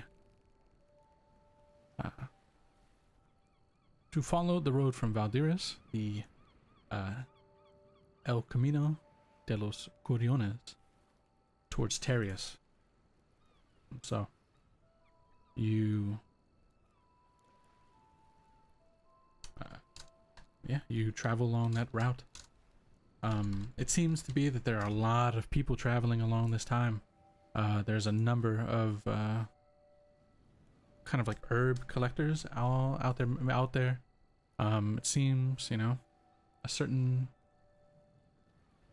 certain growth has happened, and there's a lot of people out here looking to collect.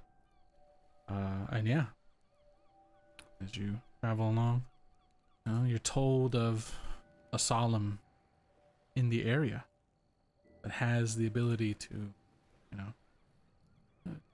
help out in situations like this. And, maybe you get the ear of somebody who's a bit more favorable. So, eventually, after some weeks of travel and, a lot of bullshit and a lot of rough situation, Deserty, Ezra, and the corpse of Azazel, you make your way over the stream, up a hill, and out in a field. There are two figures. One very large, very, very large. Most of his body is kind of hidden behind this very long kind of shroud. They're sitting next to each other. There's a much smaller one who's also kind of wearing a large kind of cloak. And what looks to be, at least as best as you can tell, there is a coffin sitting next to the two of them.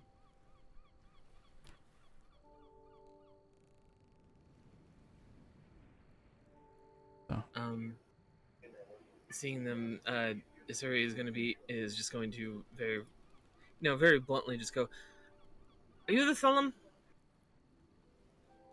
The big one will look to you, and as you look up into his eyes, right, it'll be the trademark solemn features. You cannot look into his eyes directly, but this guy's massive, right? He's kind of hunched over. I am.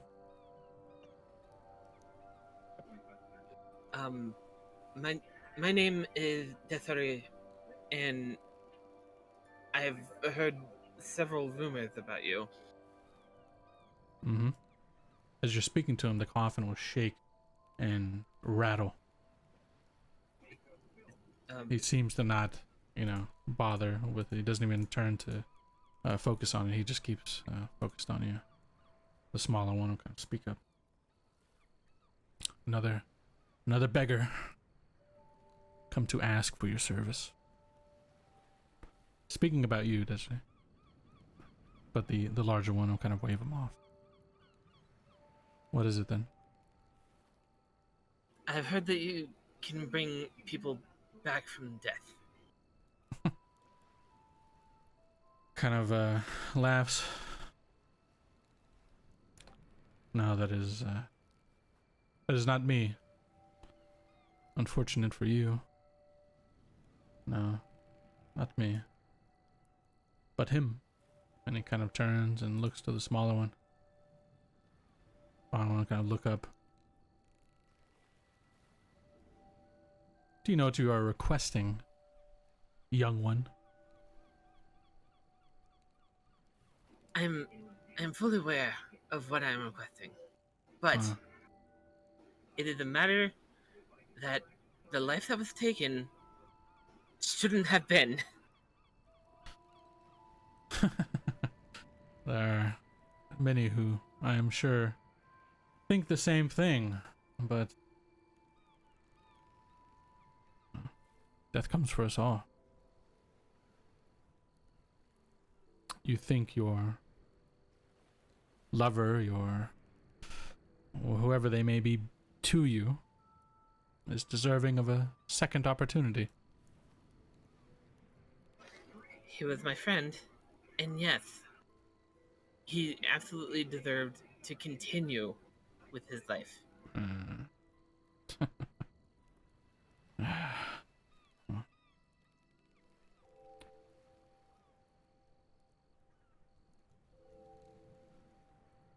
He'll kind of stand up, kind of look to you, giving you like a once over. Why is that? Suri is going to stand up as straight as possible. Square her shoulders, look this guy dead in the eyes as best she can, and go, he was a tiefling who was discriminated against all his life as far as I'm aware. He did everything in his power to help me. I helped him as best as I could. I gave him as much money as possible. I was his best friend. I did everything in the world in order to make sure that he had a nice life. and it was taken from him. And that is wrong. Everything that I could do, I couldn't help in this case. So, I want him to come back. I need him to come back. So, I don't care what kind of deals I need to make. I will make them. You bring him back as he is, or as he was even. No weirdness of death or anything like that. Just bring him back.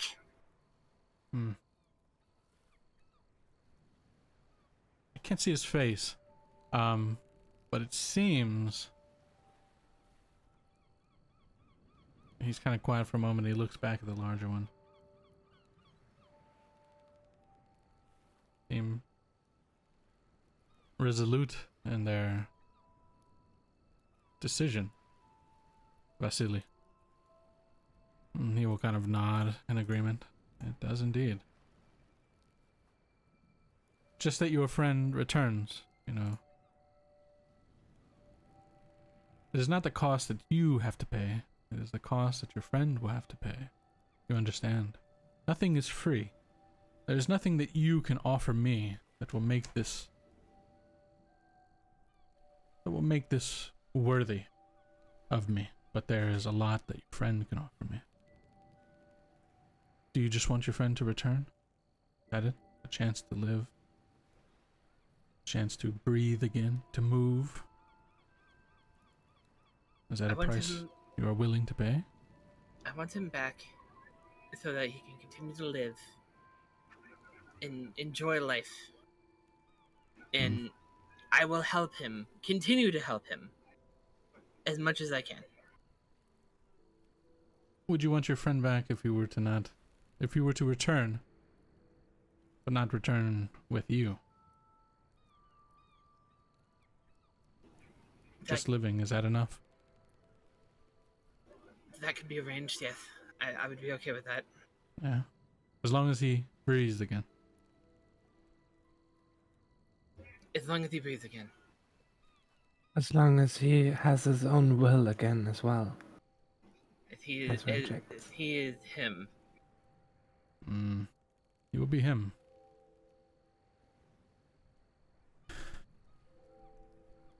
No call of gods or psalms or anything else. Just him, right?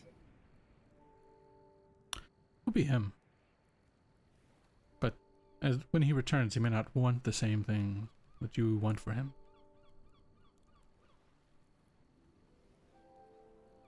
Then What do you mean?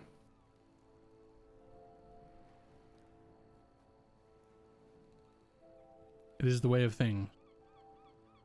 We have a deal. Sari will hold her hand out. You know, reaches out, and as his hand emerges from underneath the cloak, his hands are not human by any means. There are long, kind of jagged claws at the end. His skin is a dark blue. And he will grip your hand with strength, doesn't he? Well then, She'll grip back just as strong. well, bring him here then. She goes and picks up Azazel's body and like carries it over. Yeah, texture of the hook evoke.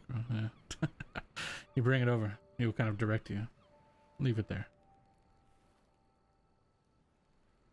And she sets it down. All right, set his body down.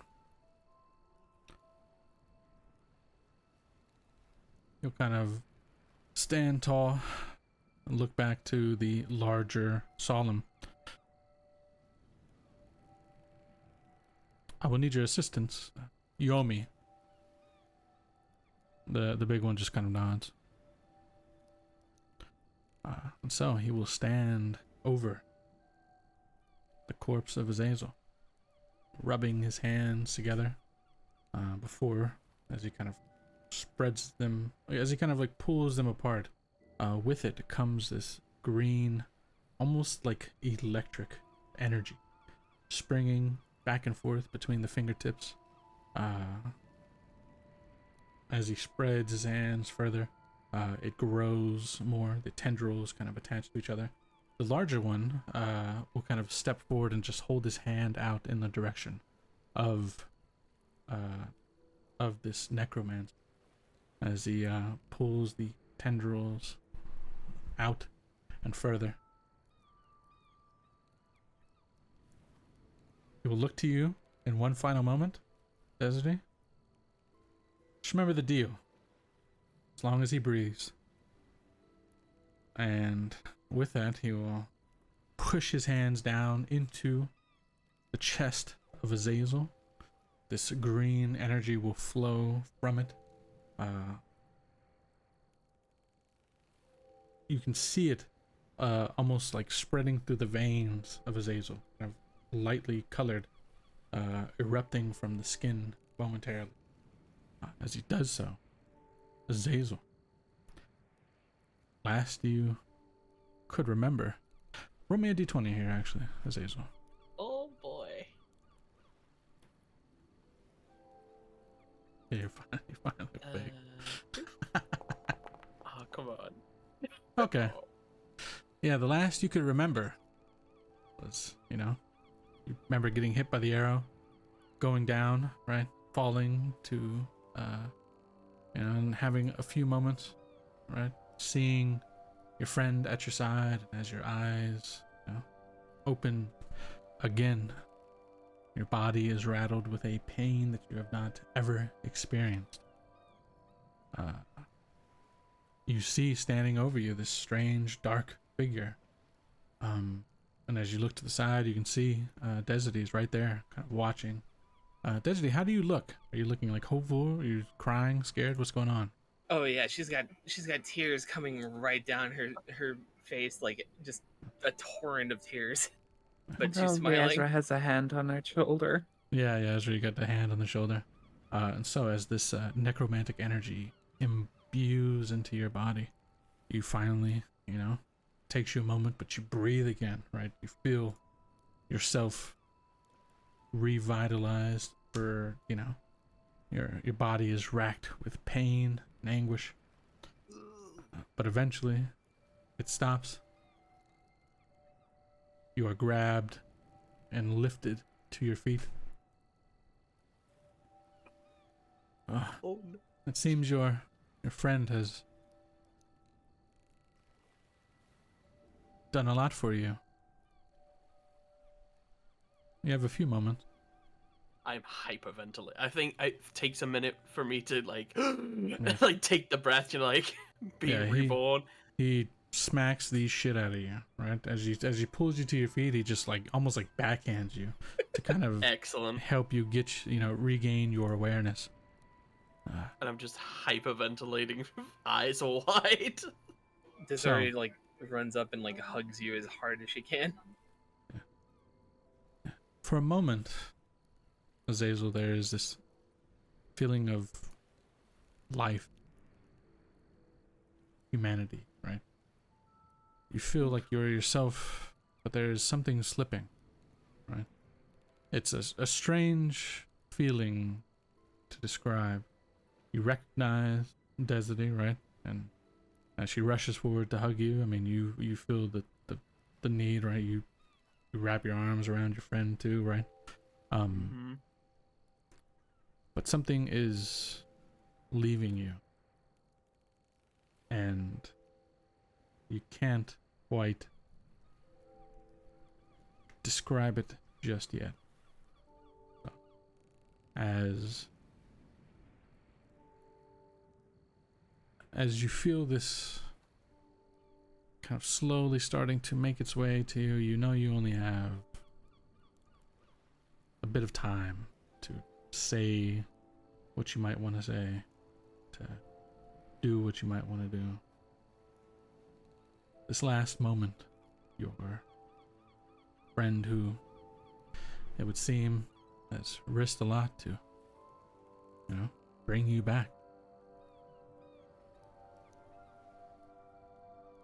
So, what do you do? Oof. Oh god, I was not prepared. I probably just I'm still wide-eyed and like in shock, but if after describing that, I'm just going to pull her in and go, like as tight as I can. Hug her even more. Just try not to let go until something slips away, I guess. Do Yeah. I know what's slipping away? Is it me? Yeah. Oh no! Yeah. You're there for a moment, but it's almost like you're in competition with what is there with you. And as you try to maintain control over yourself, right? Over your body, over everything. Your mind is there for a few moments, but the facade is kind of slipping away. As you're hugging tight onto Desiree, right? Like everything you can, holding Desiree, and you Holding feel onto a branch.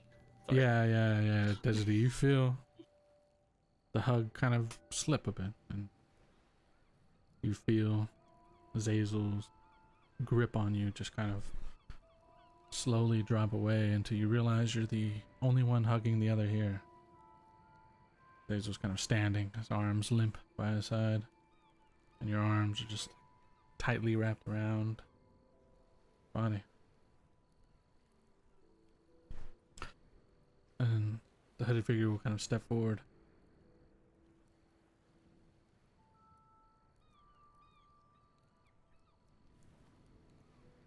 What was your name in life?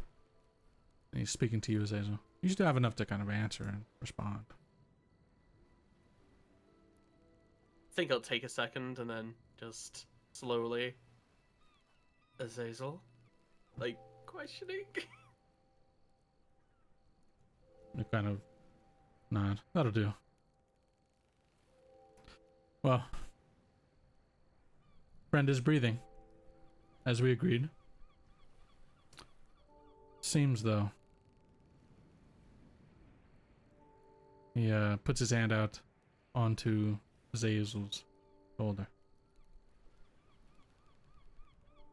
We have some things to do. Isn't that right? And you can't but help feel the need to say yeah, Zazel. Right? Yes. Well,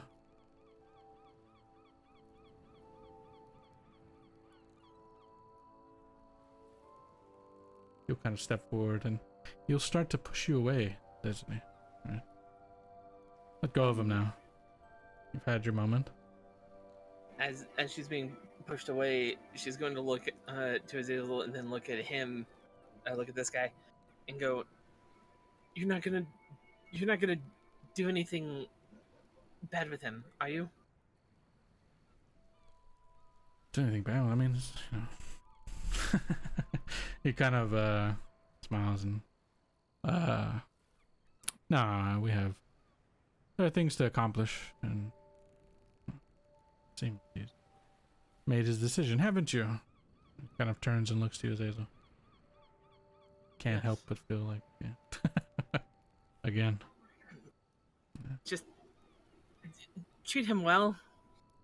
Mm. One of his favorite things is chocolate. I know that for sure. It was, she starts giving off like all the details that she knows about Azazel. Yeah, like he's taking Name like three a right now. yeah, like he's like you're giving him instructions on how to take care of a pet. I was thinking the exact same Yeah. thing. Yeah. Don't worry. Yeah, he's breathing again after all.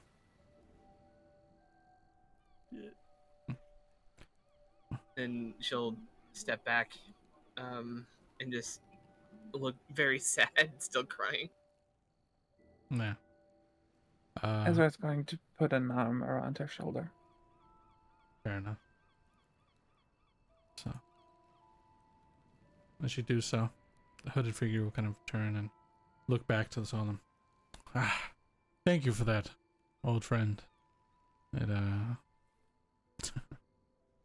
couldn't have done it without your assistance, but I think we are squared away then, right? The large one just kind of nods. Right. Take a seat. Just kind of motions for you, Azazel, to kind of, sit down anywhere. And so, you've brought your friend breathing. You brought him back to life in a manner of speaking. But, yeah. I don't know, Disney. How do you feel? As you're basically kind of, that that's not really Azazel. Not in the way that you thought, right? Yeah. I think Desiree is like, in her head, she is thinking, this is fine for the moment, but she is running through every kind of book, every uh, passage of tomes that she has read in order to try and think of a means of truly bringing him back. Like, she's keeping it to herself, but I'm sure Ezra, being as close to her as possible, she sees Zuri's eyes like constantly flitting back and forth, little mumblings of like different like formula or magic, theory, things like that she can think of in order to try and figure out a way to bring someone back for real. Yeah. I imagine them having grown close enough for her to sort of read her in that moment, and she sort of leans in and whispers to her, "We'll find a way." Absolutely. So, yeah, thinking about that. So, basically, I mean, you brought him back, but that's about as much as you have. So, are essentially forced to say goodbye to the friend, but maybe not goodbye forever. Azazel, as you sit with this figure, right? Kind of make a few comments. Kind of like he's reading you almost. You are much too fine to be used as a mindless thrall. No, I think there's a bit more to you. Don't you think? And he kind of looks and speaks to the large one. The large one just kind of brushes it off, like, don't involve me in your, whatever you've got going. Yes. And the figure will kind of step forward. He will place a hand onto your shoulder, Azazel. You're there, right? Like, Azazel, you're still there, in a way, right? But not all of you is there, right? There are parts to yourself that they're just kind of gone, right? But as this figure kind of places his hand to you, there is an immense amount of energy, but also an immense amount of, I guess the only thing that can be described as evil kind of interjected. The worst parts of Azazel are allowed to be brought forward, right? The worst traits, they are brought forward, but they are also amplified, right? The worst version of yourself is allowed, to be open and kind of free, right? And you are giving a measurement of control over yourself. So while it is you, and while you recognize Destiny and Ezra, and you recognize that you have been brought back from death, any of that that positive traits or any of that would have been there for you before are just gone.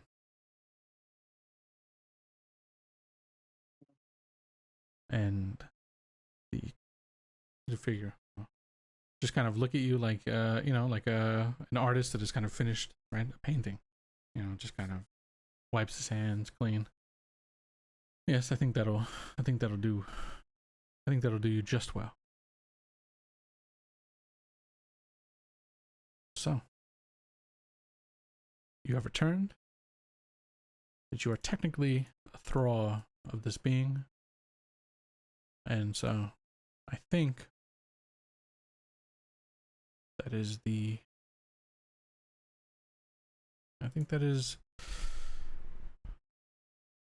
about as best as you could hope for as far as resurrection goes in Ekros. Oh shit. So, for now at least, right? Forever maybe. And so, I think then with that is a great spot to pause and finish up this story, this campaign, the many directions it's taken, the outcomes and where we are. I think, yeah. Thank you all for playing.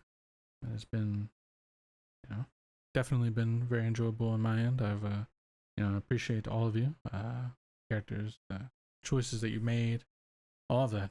It's been a blast. So, hope you all enjoyed. Oh my god. Jesus Christ. I I appreciate it. Oh my. And yeah, I hope you guys enjoyed. Thank you for having us. For sure, Thank for you. sure. Yeah. Let me Thank go ahead you. and Thank you very much. It's true. for sure. Let me go ahead and sign on the stream and everything, but I'll be back. And yeah. But Mhm. in any case, thank you all for playing. And yeah. All right. Thank you all for watching. That is the epilogue, the finale, the epilogue of our final campaign for this cycle of games. We have finished up. We are done. We are settled. So, yeah, it's been a wild road, a lot of life stuff, a lot of, craziness on my end. And so I feel like, in many ways, the last few sessions, the last couple of finales have ended on a much higher note than I kind of expected. There was a lot of hiccups and all that. But I appreciate all of you for playing. Everybody who watched and participated in the community and stuff. So there'll be decisions to make on my end as far as what days and all of that coming up. So there'll probably be a bit of time where I'll probably just be kind of hang out streaming, right, rather than running a campaign and whatsoever. So there'll be a chunk of a bit of a chunk of a break that I kind of need to kind of reset myself. Buddy streams, just like a period of kind of restarting, kind of refreshing myself because this cycle was there's been a lot of life, and so I think giving a chance to kind of settle with that and then get into a better place moving forward is probably the healthy option. So yeah, there'll definitely be streams. I'll be streaming tomorrow. I'll probably stream on every day that I typically would, except we'll have a big project, in between the campaigns. Like a big kind of downtime, mid-cycle, whatever you want to call it, project, both kind of as a community and everything, just to kind of, update some things, right? So I'll probably talk a bit more about it tomorrow. All the dick jokes. But yeah, I'm gonna take a breather. There'll definitely be a lot of buddy streams, hangout streams. But as far as games, we're gonna kind of chill for a bit. Maybe we'll do like a one shot here or two, something kind of fun to kind of keep the community engaged. But yeah. Thank you all, man. It's been rough. It's been rough, but I'm happy where we got. And so thank you all, everybody who participates, everybody who played this cycle, everybody who watched the cycle, new faces, friends new and old. And I look forward to everything we're gonna do moving forward. So thank you all. Hope you have a good one. If you'd like to get involved, the best place to be is in the Discord. as that is where I reach out whenever I'm reaching out for the next cycle of games, which, as you know now, will be in a couple of weeks, as I kind of set things up and all that. Yeah, thank you all. Hope you have a good day or a good evening, depending on where you are in the world. And yeah, maybe we'll see each other tomorrow, or we'll see you when we see you. But yeah, thank you all. I appreciate it.